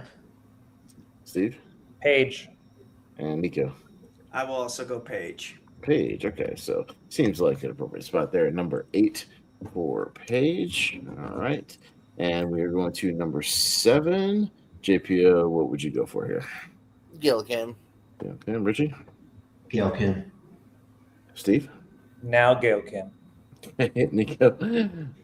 Yeah, Gail Kim. Yeah, it's a fine spot for Gail Kim. I'll also go Gail Kim. All right, at number 7 is Gail Kim. All right, she is off the table. Becky, Charlotte, Sasha, Asuka, Bailey, and Mickey James left on the list. Richie? Mickey James. Mickey James. Steve? Mickey James. Nico? Mickey James. Mickey. JPO? Asuka. Okay. Mickey James with 4 votes makes number 6. Can we All just right, do a Amy. 5-way tie for the last ones, please?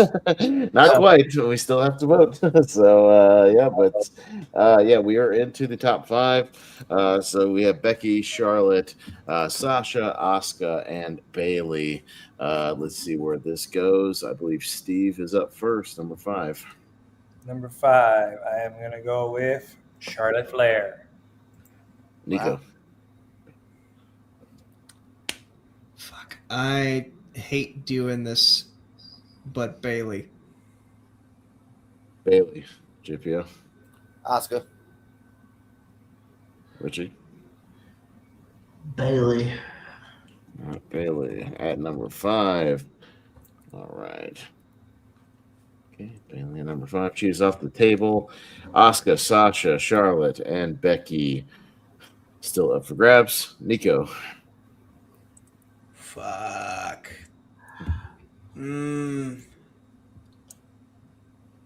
Charlotte Flair.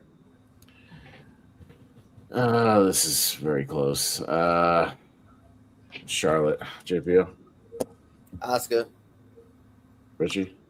Oscar. Let me come down to Steve. Charlotte. Charlotte at number 4. All right. She's off the table. Becky Lynch, Sasha Banks, and Asuka. And we are at number 3. Oh, boy.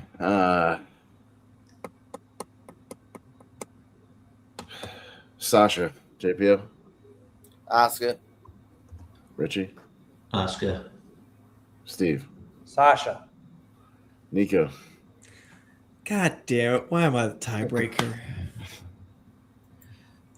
I mean, you can say Becky, but then it'll still go to you for a tiebreaker. So you might as well just break the tie, like right here and right now. This is strictly because WWE sucks at booking Japanese talent. I'm putting Asuka at number 3. Okay. All right. Yeah, again, some of these places it's not the person's fault. It's just how much they were. Yeah. All right. So 2 and 1 are left, but this time you guys are voting for number 1 out of Becky or Sasha Banks. So you're voting for. We are jumping number 2. You are voting for your number 1 of this one. So JPO, we are back around to you. Number 1. I mean, I know I'm not alone. Observer Report's thinking it. Bleacher Report's thinking it. I'm thinking it. Becky Lynch. Richie. JPO's thinking it. I'm thinking it. Becky. Steve. I wasn't thinking it because I wanted Asuka number 1, but I'm going with Becky. You're thinking it now. We're past that. Nico. Like I said, she made herself ungoddamn deniable. It's Becky. Yeah, and I'm also going to go Becky, so I'll sweep for Becky here. So Sasha Banks, automatically your number 2 there, and then of course your number 1 is the man, Becky Lynch. So Becky Lynch does make number 1, and just doing a quick recap of the list before we wrap up. Rank them here. You're number 12 of the women of the 2010s, Sue Young. Number 11, Shayna Baszler. Number 10, Tessa Blanchard. Number 9, Mercedes Martinez. Number 8, Paige. Number 7, Gail Kim.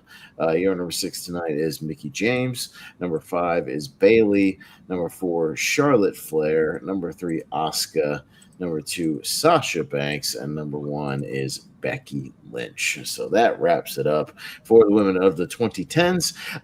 We will down the line revisit this one more time, because as we did with the men, and we are still to do with the tag teams, we could still go with women today with the 2020s. So we can still revisit this now as far as the current women. And you could still see, I would say, an argument for some of the women on this list. You could revisit the same argument going to that. So, but at this point, we're going to let our 2 guest lonely marks go here tonight so we can get back to some regular news and business.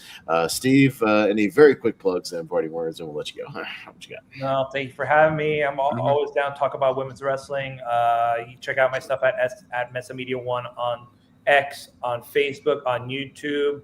I just put up 3 videos the last couple of days, one about Bear Bronson, one about Gabby Forza, and one about the halfway point of indie wrestling. Guess what? Indie wrestling is not dead, contrary to popular belief. Mm-hmm. I agree. Nico, quick plugs and party words. Thanks for being here. Appreciate it. I just want to thank you guys for giving me something to take my mind off of things tonight. For those who don't know, my dog of 10 years passed away this morning. I've been in and out of crying fits throughout the day, but also trying to keep my family's spirits up as best I can. So it was nice to have just like something to take my mind off of all the bullshit going on in the world, whether it be in the greater world or in my personal world. And rest in peace to my beautiful dog, Luna. Thank you for giving me a wonderful 10 years. I don't know. Thanks for being here, guys. So y'all are free to leave. We appreciate you being here. Please. But Much love, Nico. Appreciate it. See. Thanks, guys. Thank you. Thanks a lot, guys. Y'all have a great night. Appreciate that. All right. Well, let's get to some quick things. I will quickly run down the fantasy scores. I'll just run down kind of some of the general stuff, and then we'll get to the news, obviously, because we've got a few things to cover before we get out of here. Tonight, JPO had the best week. It certainly helped that on Raw. He had tag team champions once again going back to the division. Both of his guys picking up gold for 50 points total. And then he had the full control of the main event title match with CM Punk defeating Sami Zayn. So a whole bunch of points going around. So JPO has shot back into the lead overall, 1895. Rhonda is at 1850. I am at 1755, and Richie's at 1560. Sorry, you only had 10 points this week, Richie. This is becoming fun. All right, very quickly, get rid of Randy Orton, put in Kit Wilson. There you go. Get rid of what? Who? Randy Orton. Randy Orton. Oh, wow. Randy Orton for Kit Wilson. Interesting. But Randy Orton's not doing anything. When the fuck is he coming back? All right. I would take like Ricky Saints, but okay. I don't know. Did someone have Ricky Saints? I thought someone had Ricky Saints. No one has Ricky Saints. Okay. I would take somebody like that. I would just say a little more high profile. Remember when I said Kit Wilson? Don't remember. Scrap that. Say Ricky Saints. All right, you want to take Ricky Saints? That might be a more wise pick, actually. I thought someone had it. That's why I said Kit Wilson. Okay, I just think Kit Wilson wrestled. Yeah. Anyway. Gotcha. Okay. All right, no, that works. Okay, so yeah, that is your one and only roster swap. So you have now used it. Let's see. I still have one, but I'm okay for now. I may swap somebody like right before SummerSlam or something. We'll see. Ronda's not switching anybody. JPO, you've got 5 in the pocket, but it seems like you're doing just fine right now, unless you want to swap for whatever reason. But yeah, I'll hold for now. Yeah, you're old. I think you're good. You're in pretty good shape. You got, you had a champion for a week, and then you have the new champion. So I think you're doing all right as far as that goes. But all right, we'll get to the news. Yes, of course, the big news of the week.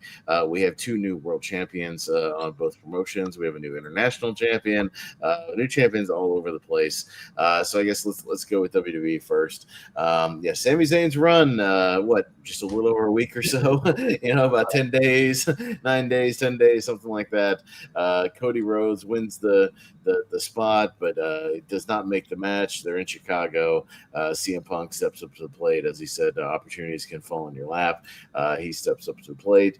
Main event goes. Punk ends up getting the win, go to sleep, and he is your new WWE champion. I guess picking up that belt, right, for the first time since, 2013 or something like that? Because I know he's World Heavyweight Champion, but picking up, I believe, that WWE championship for the first time, and over 10 years ago. So, JPO, your quick thoughts on CM Punk on your good for your roster, by the way, because you have him, so he's once again a world champion. But as far as did they do Sammy dirty here? Should he got a longer run? CM Punk comes back, wins the title. What do you think? What do you got? So if it wasn't CM Punk, I probably would really shit on this. But I'm a huge CM Punk guy, so it's the only reason why I'm like, all right, listen to somebody I like. Yeah. I'll also try to give WWE hopes that this will pay off. Maybe we're not done with the storyline, and maybe this will fuel Sammy more. Maybe he'll get it back. We'll see. I'm trying to be nice and think about that. But in general, I'm not a fan of the very short reign. Kind of unnecessary. Sammy versus Punk at SummerSlam would have been dope. Could have built up to that at least, but yeah. Richie? Yeah, I was annoyed but not shocked, just because, at the end of the day, they're going to push who they want. Sammy's not their guy, and it gave me pause. I was reading that the marketing team are a bit confused because they haven't been given direction of what Sammy putting Sami Zayn on the posters for as WWE champion. And this is probably why. He wasn't going to be champion going into SummerSlam. It's just, they want to do probably Punk and Cody, then do Punk and Cody. But maybe Sami Zayn wins a Rumble, then wins at Mania at Saudi again. But, and maybe then he gets a big run.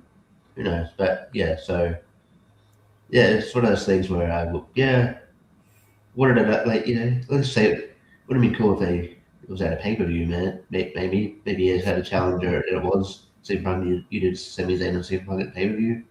You know, that'd be alright. But yeah, just to have it just on Raw, yeah, that was. I was like, oh, okay, we can't have nice things. All right, fine, fair enough. But at least I guess we got that. He could have that in his resume. Yeah, no, I do like Sammy. I wish he had gotten a little more meat on the bones with his first run here. It seems like one of those like fluke things, kind of like where they were doing with like Drew McIntyre, here and there, just like, oh, you got it, and now it's gone. It's just like, one for the record books. But yeah, I wish he'd actually given a chance to cook a little bit with it. I like CM Punk a lot, so I don't mind him as champion because he's a solid guy to have as champion. And I'm glad he's back. What he was up to, working out and whatnot. So happy to see him back. I guess he's going to be on SmackDown now. He's announced for a whole bunch of SmackDowns going forward. He's the champion, I guess. Yeah. So I think he's kind of officially moving over to the SmackDown roster, I believe. SmackDown could probably use some of his charisma over there, honestly. So that may be why they did that, to kind of spice that show up a little bit. He tried to do the side by side. You know how when he won the WWE title, everyone in the bank, and then they did that storyline where he was going to leave the title. His contract was up, so he put it in the fridge. And he did the side by side, and he put the other title in the fridge. But the title since then has gotten a bit bigger, so he had to really push to get that in the fridge. Yeah. So yeah, I mean, I know we're kind of breezing through it. I don't mean to do that. We just kind of went a little long rank up, but yeah. So we'll see where CM Punk goes as champion. But yeah, it wasn't the only world title that changed hands this week, because hot off that heels over on AEW at Beach Break. We had two title changes because first off we had Takeshita losing his international title to Kyle Fletcher, and I believe the story behind that is Takeshita is off to Japan for the G1. So he's going to be participating in that G1 tournament. Very busy over there. So Kyle Fletcher is going to hold down the fort for now. I'd imagine there might be like a rematch down the line, maybe even at Wembley. I could see them, doing a rematch for the title. It'd be a really solid match to add there, or even something with Okada, like a 3-way or something.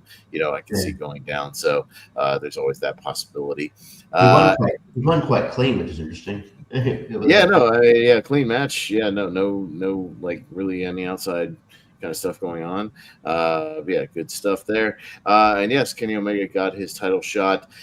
His future title shots were on the line, but that ended up not factoring in because he hits the one-winged angel and ends MJF's run. Once again, his third title reign is now over as Kenny Omega is your world champion over in AEW, and seemingly the main event for Wembley is now set with Kenny Omega versus Will Ospreay. So running that one back, I think for the first time since what was that, Forbidden Door in like 23 or something like that.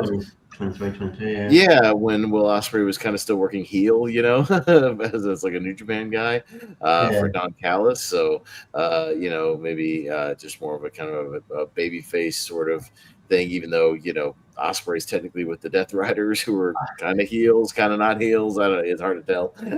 But, yeah. I still think, because they still need a main event for Revolution, it wouldn't. Whatever it is. What is it called? I don't know.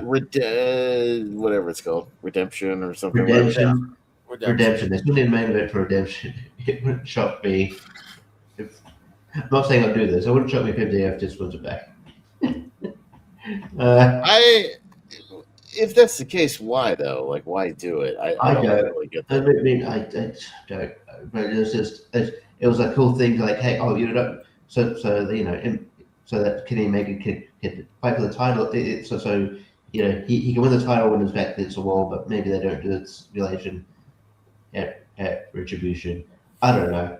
It just seems that they're going to do it in MJF Will Ospreay feud. When you watch Beach Break, you're like, they had a pull apart. So I'm like, well, there's something here that can happen at some point. At least it's going to be a non-title match at Retribution, or like that's going to be like a title feud when Will Ospreay wins the title. But they still need a main event for that. They're still going to pay-per-view. They don't have a main event for that show yet. They've only got one official match for that show, which is Willow taking on Tekla for the women's title. Yeah, as of right now. And that's the only official match we have so far. For the pay-per-view, which is not that far out, really. I mean, they're kind of getting it quickly.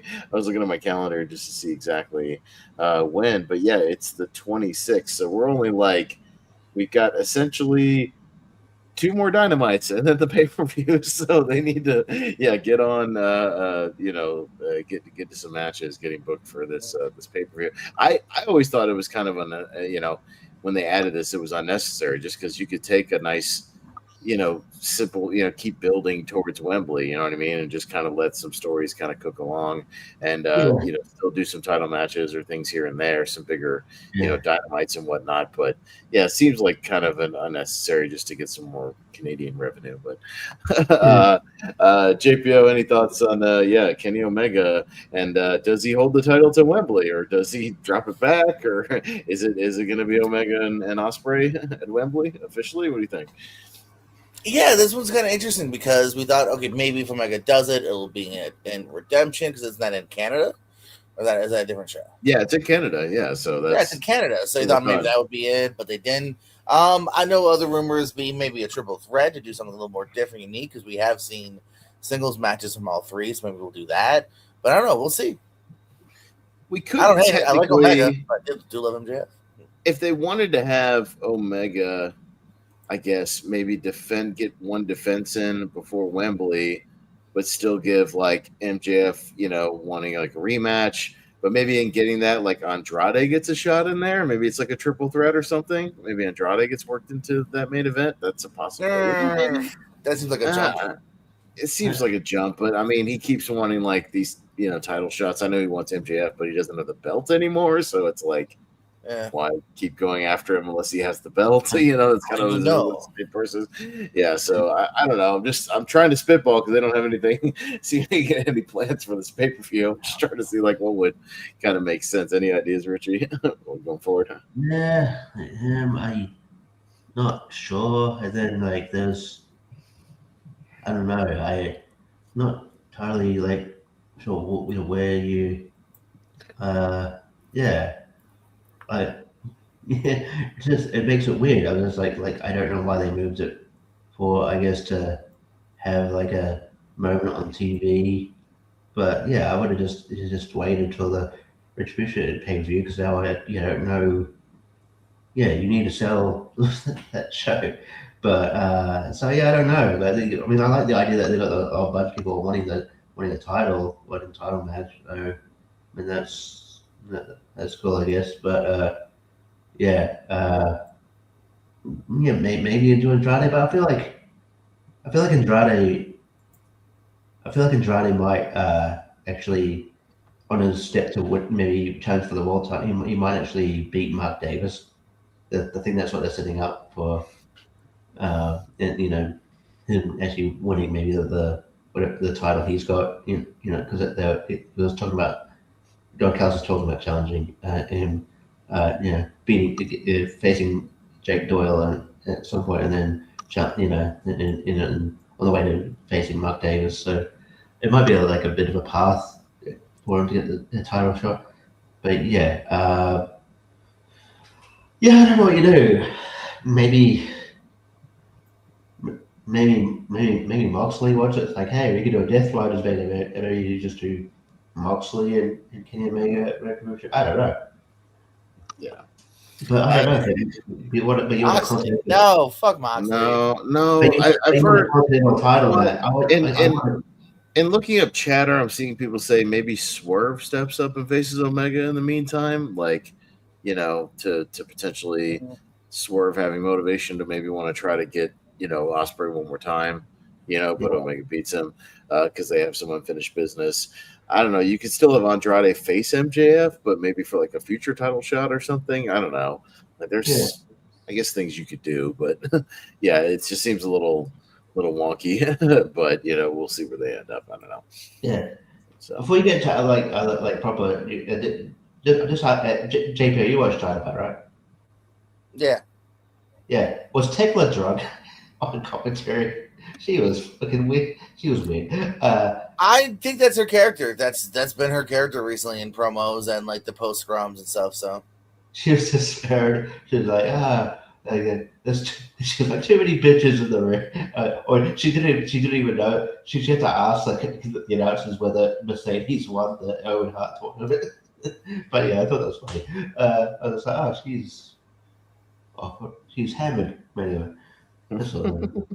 JPL, yeah, let's keep the news rolling. What kind of tidbits you got this week? What do you got? Yeah, you went over all the kind of champions roll call here. Vision new tag, Punk, Fletcher, and Omega. And then over in New Japan, Gabe Kidd is your IWGP Global Champion.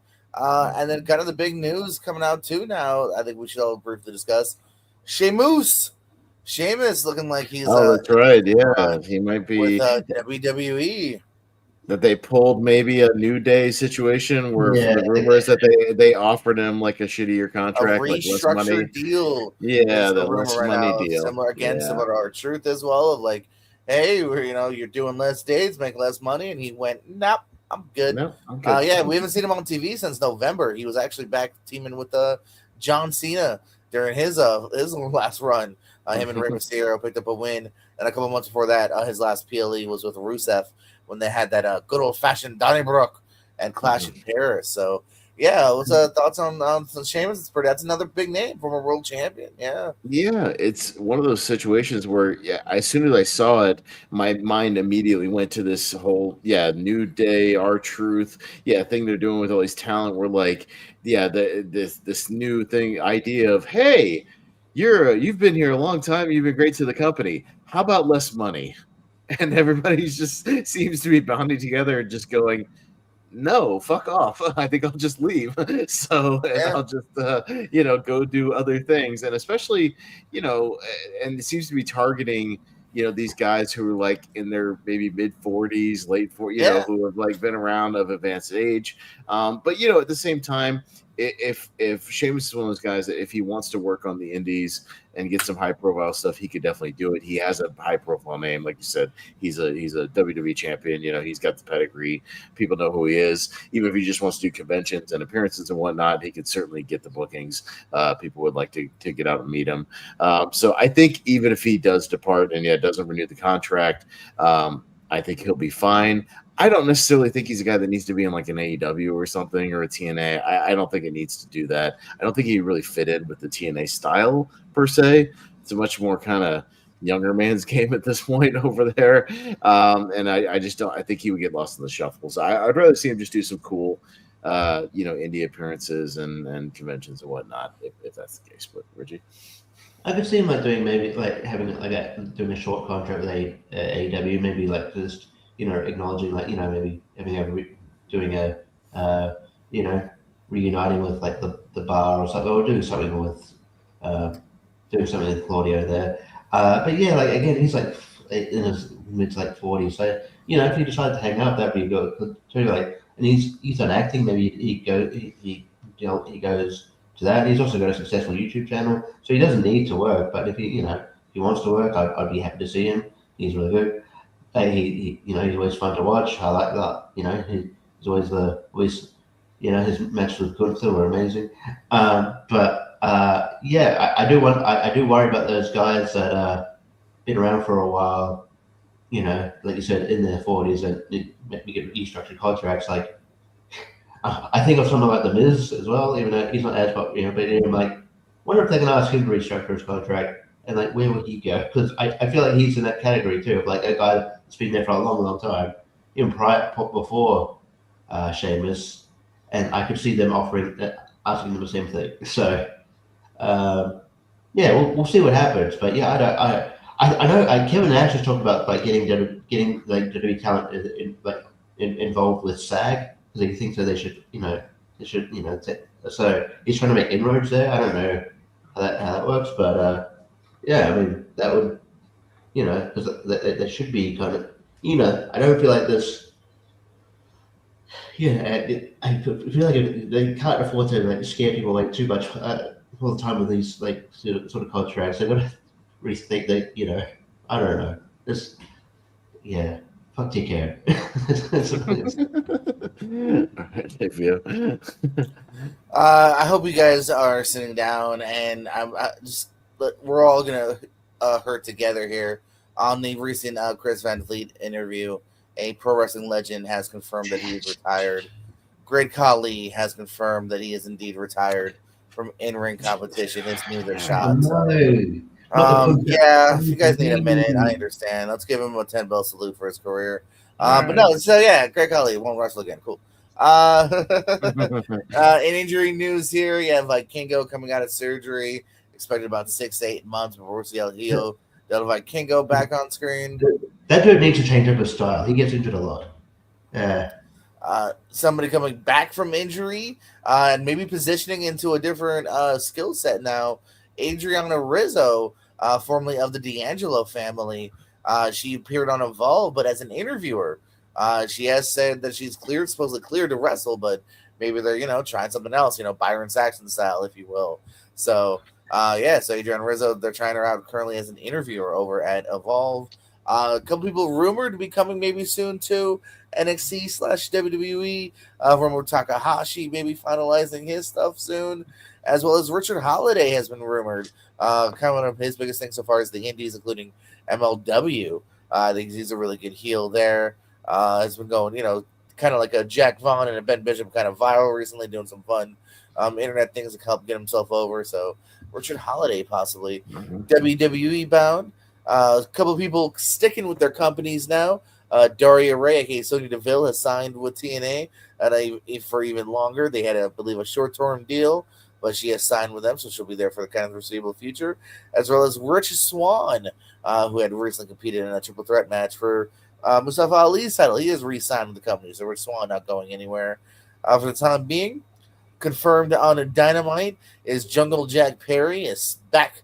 Not back, but still with AEW, signed on the dotted line for the next a handful of years. So Jungle Boy not going anywhere. Expected back on TV sometime soon is Trey Miguel.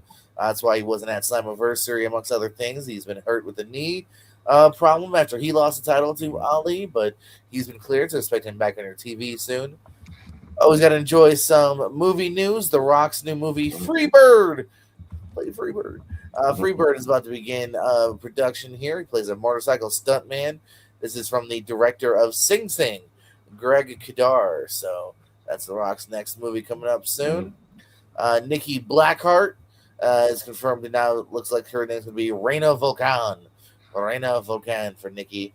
No longer the Blackheart. Shout out to Tiger Mask the Fourth. Recently wrestled his retirement match over in New Japan. He actually fought the new Dynamite Kid, Tommy Billington, which is a bit of an homage to how back in the day the original Dynamite Kid and Tiger Mask 1 had matches. So kind of a cool way for Tiger Mask to go out. Much love to Mandy Rose, everyone's favorite OnlyFans model, former wrestler, and Tino Sabatelli. They're preggers. So little Mandy Rose gonna have a kid soon. I bet you creepy people would pay for photos for belly. So, will make money that way. I don't know. Ring of Honor will return to pay-per-view on August 21st. Foist? And today I say certainly, much like the Certainly student. there'll be at Certainly. the ECW Yeah. arena. So always fun to see Ring of Honor or anyone at the ECW arena on August 21st. Richie mentioned another thing that I had was a fun note, which is Kevin Nash supposedly trying to get WWE maybe involved with SAG, which would make sense. Like they're literally actors on weekly television, so that would be kind of cool if he could make that connection here. Other people that Nick Jackson's been sidelined with a little bit of a small injury, but he should be back within the next couple of weeks as well. I know we've been kind of expecting Bucks versus Cope and Christian maybe for All In, so that definitely still seems to be a big possibility. I kind of foreshadowed this. We're talking about House of Glory and everyone's leaving for my AEW, but then I was like, I wonder if WWE would have a problem with some of their ID talent. Well, maybe they do, because WWE ID talent has been pulled recently from shows that were about to stream on my AEW. Chaz, Starboy Hall, and Marcus Mathers were both pulled from a recent show. So, that could be a bit of a thing people have to decide. If you're going to be on WID, you can still do the indies, but not if it's on my AEW, maybe. So, stay tuned for maybe more news on that. Good news, but it should be longer. Roger Jackson, I believe, has begun his 90-day sentence for the cycle. 90 days. That's fucking Got 90 days. He'll be back in 3 months, probably a month and a half. Probably less than that. Yeah, like Yeah, a lot yeah, of times, even those, like he'll be on 2 months out of the 3. Yeah, he'll be back on the street. So, yeah. So yeah. you can almost kill a guy and only get 90 days if you got a good lawyers. And I thought this was kind of interesting. Sorry, go ahead. And a famous dad. Anyway, yeah, go. Oh yeah, that's how we got good lawyers. They only had good lawyers because he had a famous dad. Exactly. Yeah. His dad's a douche. Unless he's in front of me, then his dad's a wonderful human being. Yeah, all right. Lizzie Rain has already kind of made her debut. She popped up on Main Event tonight, so maybe WWE looking at Lizzie Rain already, the punk rocker over in NXT. And then finally, I have here, which is something I like to read, which is maybe the reason we had 6 matches back at the King and Queen of the Ring was because ESPN has supposedly also asked WWE to add more matches to their PLEs and whatnot. Because also too, someone made a good point earlier was, they're giving away that first hour on ESPN now sometimes, right? Yeah. Well, it's kind of weird because then you want me to then pay for ESPN Unlimited. Well, you want me to pay for another 3 matches? You know what I mean? Like, it's not really like much of like an AEW pre-show goes, hey, like those pre-show matches now pay for the next 4 hours, 9 matches. WWE goes, you want 3 more matches for $30-some? Like, it's really not a great business model, actually, even in that regard. So yeah, maybe ESPN has been like, hey guys, you're kind of cutting yourself off here. So maybe we'll start getting back to at least 6, if not 7 matches soon. Other than for the most part, it's been 5, and then on like a Rumble show, like a 4. So I probably still don't get tag titles, isn't it? No, what's a tag title, Richie? I don't even know what you're talking about. Is that a thing? Yeah, I don't know. Well, I was still getting ring out. Sorry. Yeah, but that's what I got this week. All right, any other quick notes? Otherwise, we'll kind of start wrapping it up here, Richie. I've got a couple of things, but I'll be quick. They announced that All Out will be it's coming back to Chicago, so it's going to be back in Chi-Town. So surprising hit on this, but there's another wrestlers and movies news. Killer Cross is going to be is booked a role in a Ron Perlman movie. It's called Godshot. So check that out. Check it. Wait for JPO's review on that when that comes out. As expected, this is not as expected. Darby Allin tweeted his regret for the tax spot. I thought it was funny. He goes, "Oh yeah, tax to the face are very sketchy." I thought that was funny. But yeah, you look like you regretted it as soon as you hit that. I thought that was funny. And a standout tag team in Australia, the Dropouts, which is a guy named Scott Green and the Tuck Man. They're really, really good, and they're coming to WWE. They're going to be in NXT. They're coming to WWE. They're one of the best tag teams. I purposely left that for you because I have no idea who that is. They're one of the best tag teams in Australian Indies for a while now. They deserve their flowers. Grace Waller talks about, Rhea talks about. So I'm glad they're getting a shot. So hopefully, it'll be a good boost to the tag division. Hopefully, so yeah, good on them. So that's what I got. Oh yeah, and Maxine turned heel. What a bitch! But we all knew that was happening. Whoa! No way! No one saw that. That's crazy. All right, so we'll start kind of wrapping up there. We went along with Rankum, but got it done, and like I said, we'll return to that topic because we still have we can go back to tag teams of the current era of the 2020s. We can talk that, and then we can also talk female wrestlers of the 2020s, and then pivot to a whole new topic when we wrap this up. So. We'll see what Are we doing SummerSlam? We're doing SummerSlam next week? We sure are. Speaking of, it's glad you brought that up because while JP was doing the news, I made us a little wheel for a little SummerSlam wheel. So there you go. And I did have to quickly do some research. We have done 3 previous retro SummerSlams. We did 1989, 1994, and 2003. So those are off the table. We have already covered those. So I have everything else from 90 to 2009, because you wanted to be kind of old enough to be sort of a retro show. Yeah. So you kind of cut it off at like 2009 just to have it enough of, something to talk about when we kind of aware of the now situation. So yeah, we'll cover some SummerSlam. So I'll shuffle these bad boys up, and let's see what we spin on the old wheel of SummerSlam, and then we'll look it up and kind of get a preview some matches. Oh, it might be one I've seen a bunch of times. 2002. Okay, I like Oh it. wow, yeah.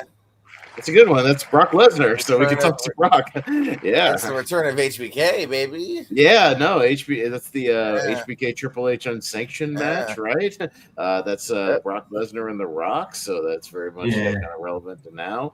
Being a fun Ray's one. debut with Angle. Oh, the Ray Angle opener, one of the Interesting best. stuff. And then match rules. Yeah, one of the best 8-minute matches you'll ever see in your life. Yeah, there's some good stuff on that SummerSlam. That could be. I believe I watched this for like I think it was Malcolm's. Oh, did you? Okay. Yeah, we also got Ric Flair and Chris Jericho. RVD and Benoit, I believe.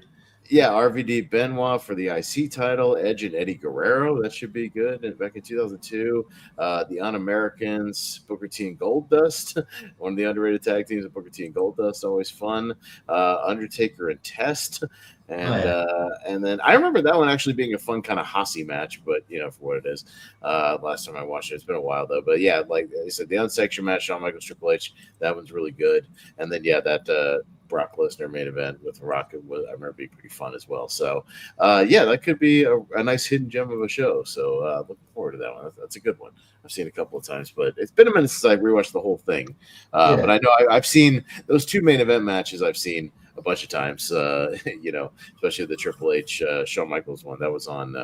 I want to say DVDs. this was the first brand new like DVD I bought full price because like they were expensive back in the day. At least 25. I don't even think they were 20. I feel like they were 25, 30. But I still like had to see that Shawn match. Yeah. I think I did the same thing. I used to go to Circuit City and get my wrestling DVDs for a little while because they actually had a decent wrestling section with a lot of stuff. Yeah. So they would get them pretty quickly. Circuit City, Best Buy, FYE were the three places, and Suncoast were the four I was able to go to in stores. Like Easy DVD, which I got my one for. I remember even buying the DVD of the Hall of Fame 04 ceremony with Bobby Heenan and Iron Sheik and all those on DVD when they were putting them out. So I had quite a few back then. All right, so we'll cover SummerSlam 2002 next week. It looks like a fun show, so that should be a lot to talk about there. We'll start wrapping it up and we'll get out of here for tonight. So Richie, anything quick you want to throw out there? We'll get out. Wheel movies. We talked about One Flew Over the Cuckoo's Nest. Great movie. Check out our review. We communicated. We had a new fan. We communicated with a fan. We had some new viewers tonight. Yeah, new viewers. That was cool. So check that. 5 stars. I love that movie. It's good. I really. That was my first watch, and I really liked it. Wildlife Horror, all that jazz. ASAP, and sort of fight Shiraka, all that jazz. Yeah. All right, JPO, you're a busy man as well on your trivia channel. What you got going on? So I believe Sunday we're having a doubleheader of teams tournament action. Everyone was free Sunday, so I believe the next 2 matches are Sunday. I feel like wrestling over at the Pierce Wrestling Channel. We just had a big Intercontinental title match, crowned a new Intercontinental champion. Tune in to see who won that title. And then I just unlocked a new match for Real Pro Wrestling. Probably be editing one and putting that out tomorrow as well. So footage dropping over on that channel. And and I think we'll all be back on the Peersco Monday night at 10, just like we were last week. But not talking about the worst movies of 2026, but the worst movies of 2009. So we're jumping 10 years from our 99 discussion to 2009. So it was a pretty mixed bag year for movies. So we shouldn't have a problem coming up with lists for that one. You can mostly find me over the Movie Hero Network. Check out Wheel of Movies. Check out Tournament Fights. Tier Ranker Recast. We did the Raiders of the Lost Ark recently. We'll be doing Independence Day at the end of the month, so you can come see us over there. And then, the podcast for the Best of 2026 we'll be doing later this month as well. So we're still finalizing kind of everything for that. So we're putting that together very soon. So thanks guys for hanging out, everybody. We'll be back next week. We'll talk the news, and we'll discuss SummerSlam 2002 as we kind of gear up getting ready for SummerSlam here. So so that'll do it for tonight. So thanks to our special guests Nico and Steve Mesa for hanging out with us tonight and talking female wrestlers of the 2010s, and we'll wrap it up there. So for Richie Goodacre, JPO, Jordan Owens, I am Austin Petzl. We'll see you guys next time on Low Marks. Bye.